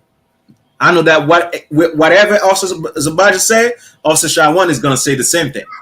Officer Barakala is going to say the same thing. You understand? The brothers in the state, they're going to say the same thing because we are in one mind. Actually, Christian, you understand? Do this as an example. You understand? You could even, you understand, take this as tape. Go, you understand, in front of a church one day when you understand, knowing that they have their celebration and whatnot, that you understand after church. Go ask them, you understand? Have one question. Ask 5 different Christians of that same church that question. You'll come up with 5 different answers. You understand? Do this experience, Akim. I did it already when you understand with an Adventist church, you understand, that was next to my house in Montreal. You understand? All 5 people, you understand, came up, you understand, with a different answer. Has nothing to do with one another. You understand? Why? Because they are not in one mind. Keep on going. Oh, go ahead, Officer Charlotte. Salakia, if I may, really quick. Of course. Right, just to shed light on some of the Salakia, excuse my language. Salakia, some of the foolishness. I'll just say that. Salakia, just to shed light on some of the foolishness that's going on here in Canada, here in Toronto, and across the world, right? Like Salakia, this topic right here is one of the things that always bothered me the most. And it was, I remember speaking, this is before This is before I found the truth. This is before I found the I.S.U.P.K and joined the school. I remember there were brothers. There were brothers in a group called Sakari here in Toronto. There was a group called Sakari and a group called Sharpening Swords. And so lucky, I like this, and the reason I'm bringing this up too is because like this whole class you're bringing out is so heavy, and this is one of the things that really brought me home and helped me find the truth, and it was that there was a group called Sakari teaching that the Sabbath is according to the new moon. And there was a group called Sharpening Swords who was teaching that the Sabbath was every 7 days on the Saturday. And so they were doing something, Salaki, they were doing this on Young and Dundas, where we hold camp out in Toronto. And I remember one of the brothers saying, because I was confused, and I was asking the brothers in this group called Sharpening Swords, okay, so I know sharpening butter knives. Sharpening butter knives, Salaki, that you guys in Sakari, you guys don't teach the same thing. You understand? And like we're reading, we're in First Peter, we're reading where all these brothers got to speak the same thing. I remember asking the brothers in Sharpening Swords, so how are you going to do something called this quote unquote unity camp, where I know Sakari is teaching some lunar Sabbath bullshit, and Sharpening Swords is teaching let's keep the Sabbath every Saturday.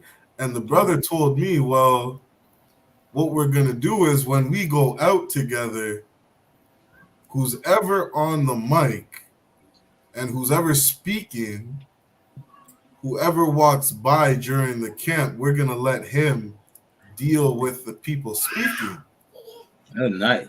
And I remember asking, saying, well, that shit don't make no sense to me. Like, how are you guys going to stand side by side knowing that one group is teaching something different from what you believe?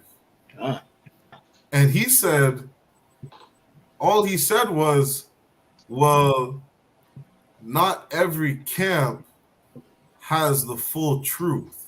That's nice. And so who's ever speaking at the time, we're just going to let them teach the people.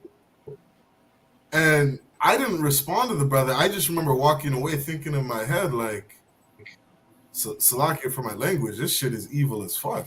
This shit is evil as hell, because I know there's only one truth. I know there's only one baptism. I know there's only one faith, one doctrine. I know that we're all supposed to speak the same thing. So either Sakari is right and Sharpening Swords is wrong, or both of you are wrong. Something's going on, but there's only one person that has the truth. And this is that was one of the things that kind of pushed me to where I am today. And so I got to bringing it out because this is No Cowards Canada. We're brothers just kind of teaching the truth out here in Canada, and what you're bringing out is so heavy, and just kind of to shed light on all this. I'm trying to hold my tongue. All this foolishness going on with like what happened with IUIC and I.S.U.P.K out in Kansas is because there's only one truth. Somebody's wrong and somebody's right. Right. The brothers in the I.S.U.P.K, we don't got a problem going to war for this truth. We don't got a problem dying for our brothers that are standing next to us in this truth. The brothers in the I.S.U.P.K, we've all chosen a side. We've all chosen that under commanding General YAHANNA, this is the place that follows and obeys Christ. Right. And what I have come to kind of see and find out is that people outside of the I.S.U.P.K can't understand that. They can't understand that there's only one truth. They can't understand that the brothers in the I.S.U.P.K have chosen a side. And by choosing a side, that means we're ready to battle anybody that comes against us. I'm right. This precept that you're bringing out outside here is so heavy, and I find this is part of the root of the problem. There's one body, and every member of that body is supposed to be on the same accord. Right. Whether you're a hand, an eye, a foot, whatever it may be, we're all supposed to be doing the same mission. How are you in IUIC teaching that the Magan Dawada isn't the holy seal of Zion? Right. How are you in IUIC teaching that it's okay for brothers to wear dreadlocks? Who taught you that? Good night. How are you in Sakari teaching that we're supposed to keep the Sabbath according to the new moon? Who taught you that? Meanwhile, they're in Sakari saying we're one West. You understand? These faggots, Salakia for my language, these brothers in Sakari saying we're one West. We honor our elders. We honor the men that taught us. Nobody can crack a hole in the doctrine of one West. Why aren't you teaching what one West taught you? Right. Nobody in I.S.U.P.K taught you that. Damn right. Well, Salakia, if I may. Yeah, come, please. Shaiwan, Sakari did not learn from One West. They learned from the house of pedophilia. Well, that's what's happening, right? And to add on to what you were saying earlier, Salakia, and to add on to what you were saying earlier, Salakia, and to add on to what you were saying earlier. What's that about? To add on to what you were saying earlier, right? Good, no. Salakia. You got a little reverb behind. You're echoing a little bit. I think because you're here twice, I don't want.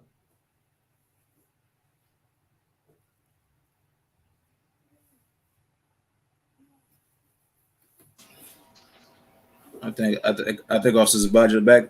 Yeah, I'm having technical difficulties. No, we can hear you now, other one. Okay, y'all, give me a moment. Come.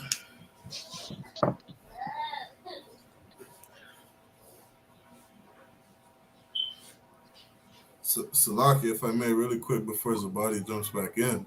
Yeah, cool. Go ahead. Just the last thing I'll say, just to kind of keep on, so there's no empty air. It's like the brothers in IUIC, they're sitting outside like every Saturday bringing out the 12 tribes chart. It's like y'all got that breakdown from the men above you. Right. What are you doing creating another group, leaving the men that taught you the breakdowns of this Bible, teaching different doctrines? It's like I remember, and there's a video of Nasty Nate, Bishop Nathaniel, saying that, what was he saying? The brothers in the I.S.U.P.K, they had too many wives. Yeah. All those brothers in the I.S.U.P.K, they were too lustful. They're going around. All of them got 4 or 5 wives, and what I saw, what I perceived in the I.S.U.P.K, there was just a bunch of lust and this and that. And so I got this new group, IUIC, where I'm gonna tell brothers, now is not the time for us to be in polygamous marriages. No man above you taught you that. It's a lot of priest, if I may. You know what it is, that all this many wives was vexing him because he doesn't want no wife. God. Right. He doesn't want no wife. Not that this brother didn't want another. This brother has a wife at home telling him you're not allowed to marry another woman. Yeah. And meanwhile, this dude is sharing. You understand? Hey, he's sharing unks out there. You know, it's sharing unks out there. So he doesn't want a wife. Good night. That's all you need. You understand? Hey, he might as well be Egyptian. I mean, Egyptology and whatnot. Understand? So hey, that's them. Body is back. God, that's them, man. Also, Zabajo, you wanted to say something? Khan, if I may, Akim, I was just bringing out like something that was said earlier, right? That all the men in the UPK are on one accord, right? And that's how we come together. That's how we show each other brotherhood. That's how we're willing to die for each other, because we all think the same. We all speak the same. We say the things Commanding General Yahanna taught us, right? Mm-hmm. For example, today myself and Officer Shariwan, we were outside trying to fish, right? And we were talking to some older brothers, right? And they were giving us all their Rastafari this, Rastafari that, right? And one of them ignorantly said, in an army, every man has a different job. Right. So even if you believe one thing and I believe the next thing, that all those men all have different jobs. You have a cook, you have a rifleman, you have some type of medic. So I said, okay, I understand, but how can you be in an army with a man and be willing to sacrifice your life for that man if you don't believe the same thing? Right. That's what needs to happen. Right. Black people all have to believe the same thing for us to come together, because we can't come together. Like, I don't believe in Salaki. I'll say it like this. It's against the law for me or any of my brothers or sisters to marry outside of our nation. I can't go to war with a man who believes he can have some Moabite, he can have some Korean, he can have some East Indian, right? I can't go to war with that man, because in my mind, he's going to want to die for some Moabite, some Chinese woman, and I'm going to leave her on the battlefield. I'm not dying for that. Right now, if it's a sister, that's a whole different story. We're gonna fight for our brothers and sisters. But me and that brother, we can't go to war because he wants to save Chinese women. Salakia. So Salakia, even with the example that he gave with the cook, even the cook, you understand, they have many jobs, you understand, in the army, but will cook for the people in this army. He's not gonna feed the enemies. Right. Understand? The people that gotta load the guns, he's not gonna load the gun of the enemy. The entire army is gonna be in one mind, one accord, is to win that war. Right. You understand? So you understand, they're all Christian, Akim. You understand? Christians just want to save everybody. You understand? And meanwhile, they're not ready to die for their own, not anybody. You understand? Right. Just like the IYC. You understand? Go back to the verse where you was at. Question. Sir. This is 1 Peter chapter 3 and verse 8. Mm-hmm. Finally, be ye all of one mind. Go ahead. Having compassion one of another. Mm-hmm. Love as brethren. Love as who? Love as brethren. Brethren, you understand? Just like the Jamaicans should say, brethren. Understand? This is your family. This is your people, man. Not everybody, man. Your brethren is not, you understand, another nation. Your brethren is your, you understand, your nation, your people, man. Go ahead. Okay. Love as brethren. Mm-hmm. Be pitiful. Mm-hmm. Go ahead. Be courteous. Mm-hmm. Verse 9. All right, drop that. You understand? So this is how you understand. This is brotherhood. You understand? This is the good examples of brotherhood and how you got to be, you understand, in brotherhood. And this, you're only going to find that in the UPK. Nowhere else. You understand? This is when we go out, you understand, we speak the same thing in camp. You understand? Everybody get mad. People don't understand. You understand? Meanwhile, you understand, like, I can do this example. You understand? Go to a random church on Sunday afternoon, you understand, when you know they're going to congregate somewhere. You understand? Not inside of the church, but outside in the, you understand, in the parking lot or whatnot. and ask 5 different Christian on that church, that's the same question. You're gonna have 5 different answers. Why? Because they are not in one mind. Right. They are not in one accord. We are in the UPK. You understand? All right. Somebody bring me to Philippians chapter 2, verse 2. I wanted to do something else afterward. Quick. Go ahead, priest. You understand? Akim, you think we have time for another thing right quick, like 5-10 minutes? Come. All right, come. Most high Christ. It's the book of Philippians, chapter 2, verse 2.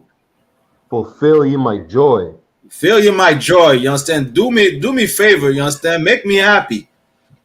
Go ahead. Khan. That ye be like-minded. That you be like what? Like-minded. Like-minded. You understand? Like you be like, you understand? Like-minded. You have the same mind. You understand? Your mind is my mind. We think the same. We are about the same thing. We're about the same goal. Move the same way. We ready to die for one another the same way. You understand? We are not no cowards. The same way. Be like-minded. Go ahead. Khan. Having the same love. Mm-hmm. Being of one accord. Being on one accord. Once again, it's all about that. It's all about just like the army that he gave an example. That was a good example that he gave. You understand? It was a good example. You understand? But you have the cook, but the cook is not gonna cook for the enemies. He's gonna cook for the people in his army. Why? Because he wants them soldiers to win the war. You understand? Go ahead. Of one mind. Of one mind, you understand? We have one mind in the UPK, man. I don't have my own mind. It's what I think it is. Nah, if it's not what it is, it's not what it is. And you know how we know how it is? Because the men above us say how it is. You understand? Damn right. Go ahead. Khan, verse 3. All right, drop that. You understand? That will conclude, you understand, this class. Following Christ is to be ready to die for your brethren, man. You understand? For your brethren, for your people. You understand? And you only gonna find that inside of the I.S.U.P.K. You're not gonna find that nowhere else. Nowhere else you're gonna find that. You understand? Where they're ready to die for one another. All right. All right. Let me share something right quick. All right. This is for the Christians, right? For the Christian, this. You understand? The I.S.U.P.K. presents you this, right? Present the Feast of First Fruit, which is on Monday, May 29th at sundown. Why am I bringing this out? You understand? Officers Baja, you understand, is over the holy days. He's going to do a class on it. You understand? Why am I bringing this out? A lot of Christians, you understand, like will say, well, you know what? This is not in the New Testament. This is old school thing. The celebrate the Feast of First Fruit is not in the New Testament. Why Christians think that? Because the preachers never taught them that it is in the New Testament. Can we see that the Feast of First Fruit is in the New Testament? Yes, we can. Somebody bring me to Acts chapter 2, verse 1, Baba Kwash. Like you see it, you understand? Leviticus chapter 23, verse 10 on the picture, right? You see it exactly, you understand, where it says to celebrate the Feast of First Fruit. I got it for you. Mm-hmm. You wanted Acts chapter 2, verse 1? Yeah, Baba Kwash. Sir. This is Acts, the book of Acts, chapter 2, verse 1. And when the day of Pentecost was fully come, they were all with one accord in one place. You understand? In one accord, in one place. Again, you see the apostles were in one accord. You understand? In one place. They gathered in one place. But what is the Pentecost, though? Christian? Right. Any Christian understand watching? You understand? You said that the Feast of First Fruit is not in the New Testament. What is the Pentecost? You have church that called itself after the church of the Pentecostal church and whatnot, without even knowing what it means. What is the Pentecost, Christians? Let's go see. Hold on, let me share this with you right quick, all right? Because Christians do not study the Bible at all. Understand? Right. The other one. Salakia? I have the definition from the Zondervan Bible. Come. Okay, you could read it from the Zondervan, but I already shared some. Let's see what the Zondervan said. Pentecost. The word derives from the Greek for the 50th day. It was a Jewish. The what? The 50th day. Pentecost. You understand? Pente. You understand? The pentagon. You understand? Pentagram. You understand? Pentagram. You understand? Have five point, right? Okay. You understand why? Because it's 5. Penta. You understand? It's 5. It's another word, Greek word to say 5. You understand? Go ahead. It was a Jewish feast of weeks. Exodus chapter 34, verse 22. Deuteronomy 16, verse 9 to 11. Variously called the Feast of Harvest or the Day of First Fruits. Oh, my goodness. Also, Barakah, you kill me right now. Because now, with my Christian heart, bless my Christian heart, also, Barakah. You understand? You telling me the Pentecost is actually the Feast of First Fruit in the Old Testament. So the apostles, after the death of Christ, were celebrating the Feast of that. You understand? In the Old Testament? Right. I think I'm a heart attack. I can, because this is too much for my soul. You understand? This is too much for my Christian mind, man. You understand? Well, Christian, this is where it comes from. This is what the apostles were celebrating after the death of Christ. So are we supposed to follow the apostles? Are we supposed to follow what, you understand, Christ laid down? Why did they celebrate this feast? Because Christ did too. Because this is what they followed. They followed the Old Testament. They follow every word of God. Understand? Not some, not those that they want, every one of them. You understand? Let's read it more. Let me give you more context, more definition. You understand? And you'll see. In the Strong, you understand? Strong 4005, Pentecoste. You understand? Strong concordance. Pentecost, 50th Pentecost, the second of the great of 3 great Jewish feasts. You understand? You drop down, no feminine now. The word you say Pentecosti in their language, in Greek. 50th Pentecost, the second of the 3 Greek Jewish feasts. Pentecost, a feast of the Jews, the 50th day after Passover. Salakius, priest. Go ahead, priest. When you're ready, I have the precept in Leviticus, the 23rd chapter. Come on. I didn't want to give it to all to them. You understand? I wanted to, you understand, since you're gonna be over the, you understand, maybe I just want to give a little intro like this. You understand? You take away, you understand, during the feast. Done. You understand? But you understand, just to see, because I've seen a lot of Christians that say, well, this is not in the New Testament. You understand? You don't find the Feast of First Fruit in the New Testament. And then those Christians do not know that it is in the New Testament. It is something like, you understand, that the apostles celebrated. Matter of fact, the Holy Spirit came down on the apostles during that day. You understand? Right. They started speaking in tongue. Not the nah, they started speaking other languages, man. You understand? So hey, you don't follow what I want to tell you to follow. That's up to you, but we're gonna follow exactly what God said to follow. And if you understand, this Monday says the time is gonna be at God, this Monday will be closing out the Feast of First Fruits at Monday on this channel at 7 p.m. From 7 p.m. to 9 p.m. we'll be closing out the Feast of First Fruits. You understand? So to all Christians, man, it is something that you got to celebrate. It is, you understand, so-called Black, Hispanic, and Native Indian. This is your culture, man. And it is in the New Testament. You understand? You should sue your Christian preacher, man. Every Christian should sue their pastors. You understand? To tell the pastor to give them all the money back plus interest. You understand? For lying to them, man. You understand?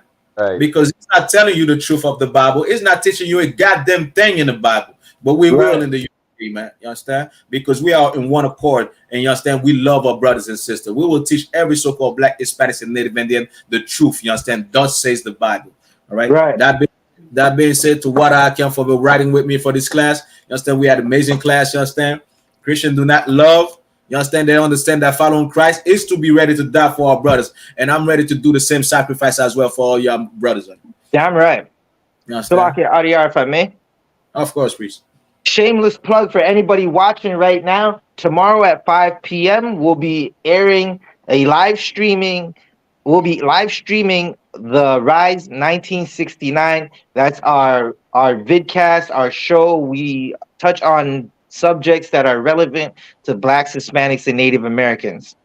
Right? CIBC, CP24, City TV. I don't know what news channels you guys got in Montreal. I would name them if I do, but they're not going to cover nothing that the men in the I.S.U.P.K are going to cover tomorrow at 5 p.m. on this channel. Come on, Most High Christ. It's a lot for me not to be there these past few weeks, but I'll be riding with y'all tomorrow, right? No sweat. We appreciate it. Come on, please. All right, Tawada, you understand? Tawada for everybody that was riding with us. Sawab, you understand? Sawab, Wapali Creole, Sawab, you understand? Most High Christ, Most High Christ, you understand? So Tawada, to all the brothers, you understand? To also call Black, Hispanics, and Native Indian, I say Shalom, Yah Bashim Yah Shabarakutam. To all the sisters, Yah Shamal Taba Hashim Yah Shai. Salak, the other one. Go ahead. I got a security announcement. Go ahead. Khan. We are the I.S.U.P.K, the Israelite School of Universal and Practical Knowledge, started on 1 West 125th Street, Harlem, New York, under commanding General YAHANNA. Rule for you brother and sisters: when a new brother or sister comes into the school, they are off limits for 6 months. They are to be saluted only. They are here to shed themselves of the world. If they need transportation, the teacher will arrange it. After 6 months, if a brother or sister has an interest in a particular person, he or she must get permission from the head to speak to a brother or sister. There is another 6 months in which the brother and sister will court each other. After the 6-month period, the brother and sister will get permission from the head to marry. Tithes, which is a commandment. Numbers chapter 18 verse 21 and Malachi chapter 3 verse 8 to 10 means tenth in the Hebrew, ma'ashara. 10% of every penny of any increase the Lord gives you. Gives to treasury department or teacher. Priest fund. Free will offering from priests, not mandatory. Whatsoever amount you'd like. Upcoming holy convocation, just like we touched on it. We have the Feast of First Fruits, which is going to be this Monday, May 29th. You understand? Right before sundown, we're going to close it at 7 p.m. Eastern Standard Time on the I.S.U.P.K Canada channel. You understand? You can read more about it in the book of Leviticus, chapter 23, verse 10 to 22. Reminder to all Akim and Aquatian to check the bulletin board in the hallway of their school if they have a physical school. If any man wants to be a trooper in the school, to start wearing all black, boots, shirt, pants, headband, and scarf. But that's how we're going to give a courtesy salute to the brothers and a courtesy salute to the sisters. Men of Israel Amajam, which means to stand. We're going to give a courtesy salute to the brothers. Men of Israel Amajam Shabbat. Amajam.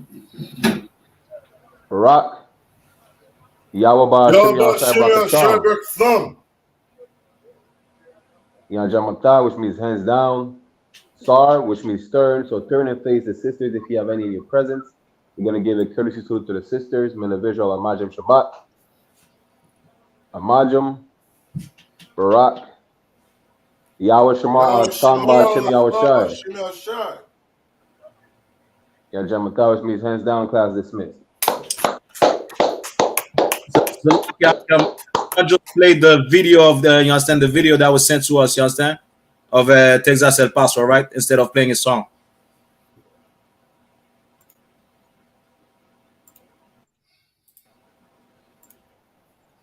Slaki, what was that audio? Gang violence or even droughts. Looking for a new life in the U. Can you hear me? Can you hear me right now? No, we can hear you. The video was playing. Yeah, I'm gonna just play the video instead of playing a song. We play that video, right? Come, please. Who also came from Venezuela. Are you happy that you made it to the United States? Sí, bastante. Yes, it was a huge sacrifice, crossing jungles, many countries. It wasn't easy, he tells us. Hey, Shalom, we out here right now on our way to El Paso, Texas. Manager Hunter sent his men out to go and help the Hispanics at the border. You know what I'm saying? Our job is we're not commissioned to care about the rich. We're commissioned to care about the poor. Christ said, blessed are they that are poor in spirit. So that's what we're going to go do. We're going to go help our brothers at the border, man. You can see right here, at the box truck, we got the Hawkins, we're at work. You know what I'm saying? We're at a rest stop right now. So we're about to get back on the road, get back to work. It's going to be a glorious day for Black Hispanic Native men. So stay tuned. In San Antonio, we got Houston out here, RGD out here, Mexico out here, Killeen, Austin, you know, all over, man. We about to head to El Paso, feed our Latino brothers from Central South America, Mexico, all over, man. We doing this is what we do, man.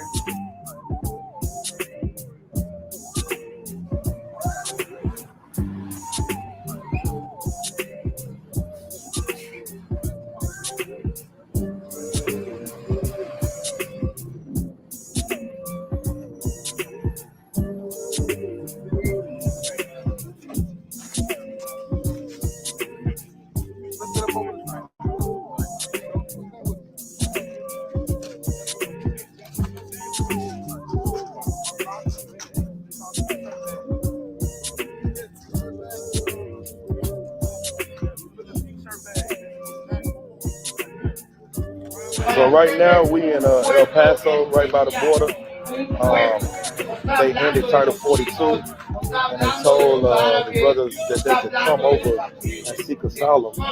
And then as soon as they started to come over to seek asylum, they started to change the rules. And now they're saying that if they come over here, they're going to get jail time, which will not allow them to get over here and get the asylum that they promised them. So there's some people that are over here that are stuck.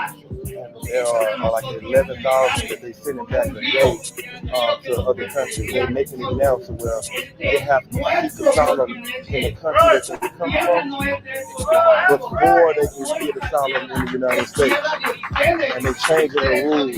But we out here to help our brothers and sisters, community, and YAHANNA centers out here, feed and clothe them. So right now we just getting out here, we setting up. We got the food packed, we got the clothes over there. That we still getting everything organized. So we just want to show y'all that we was out here, we getting started. We're gonna be out here all night until this truck is empty.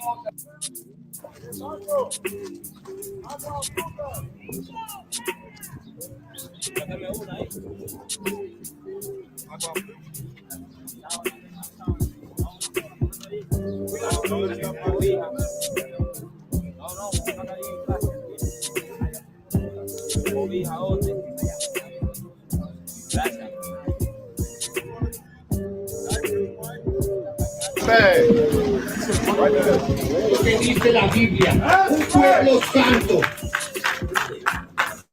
Jehová, tu Dios, te ha escogido para hacerle un pueblo especial. Jehová, tu Dios, te ha escogido para hacerle un pueblo especial. Un pueblo.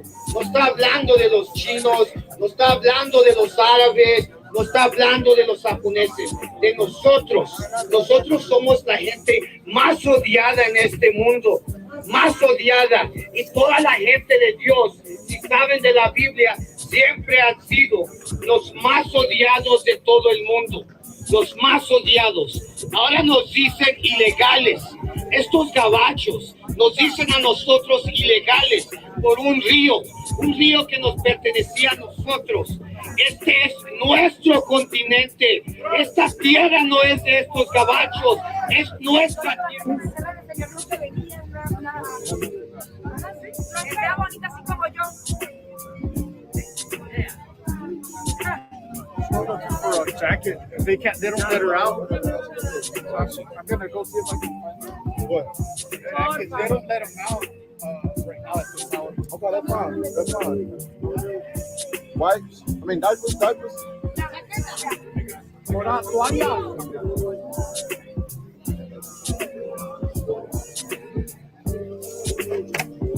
Give me some more. Give me some more.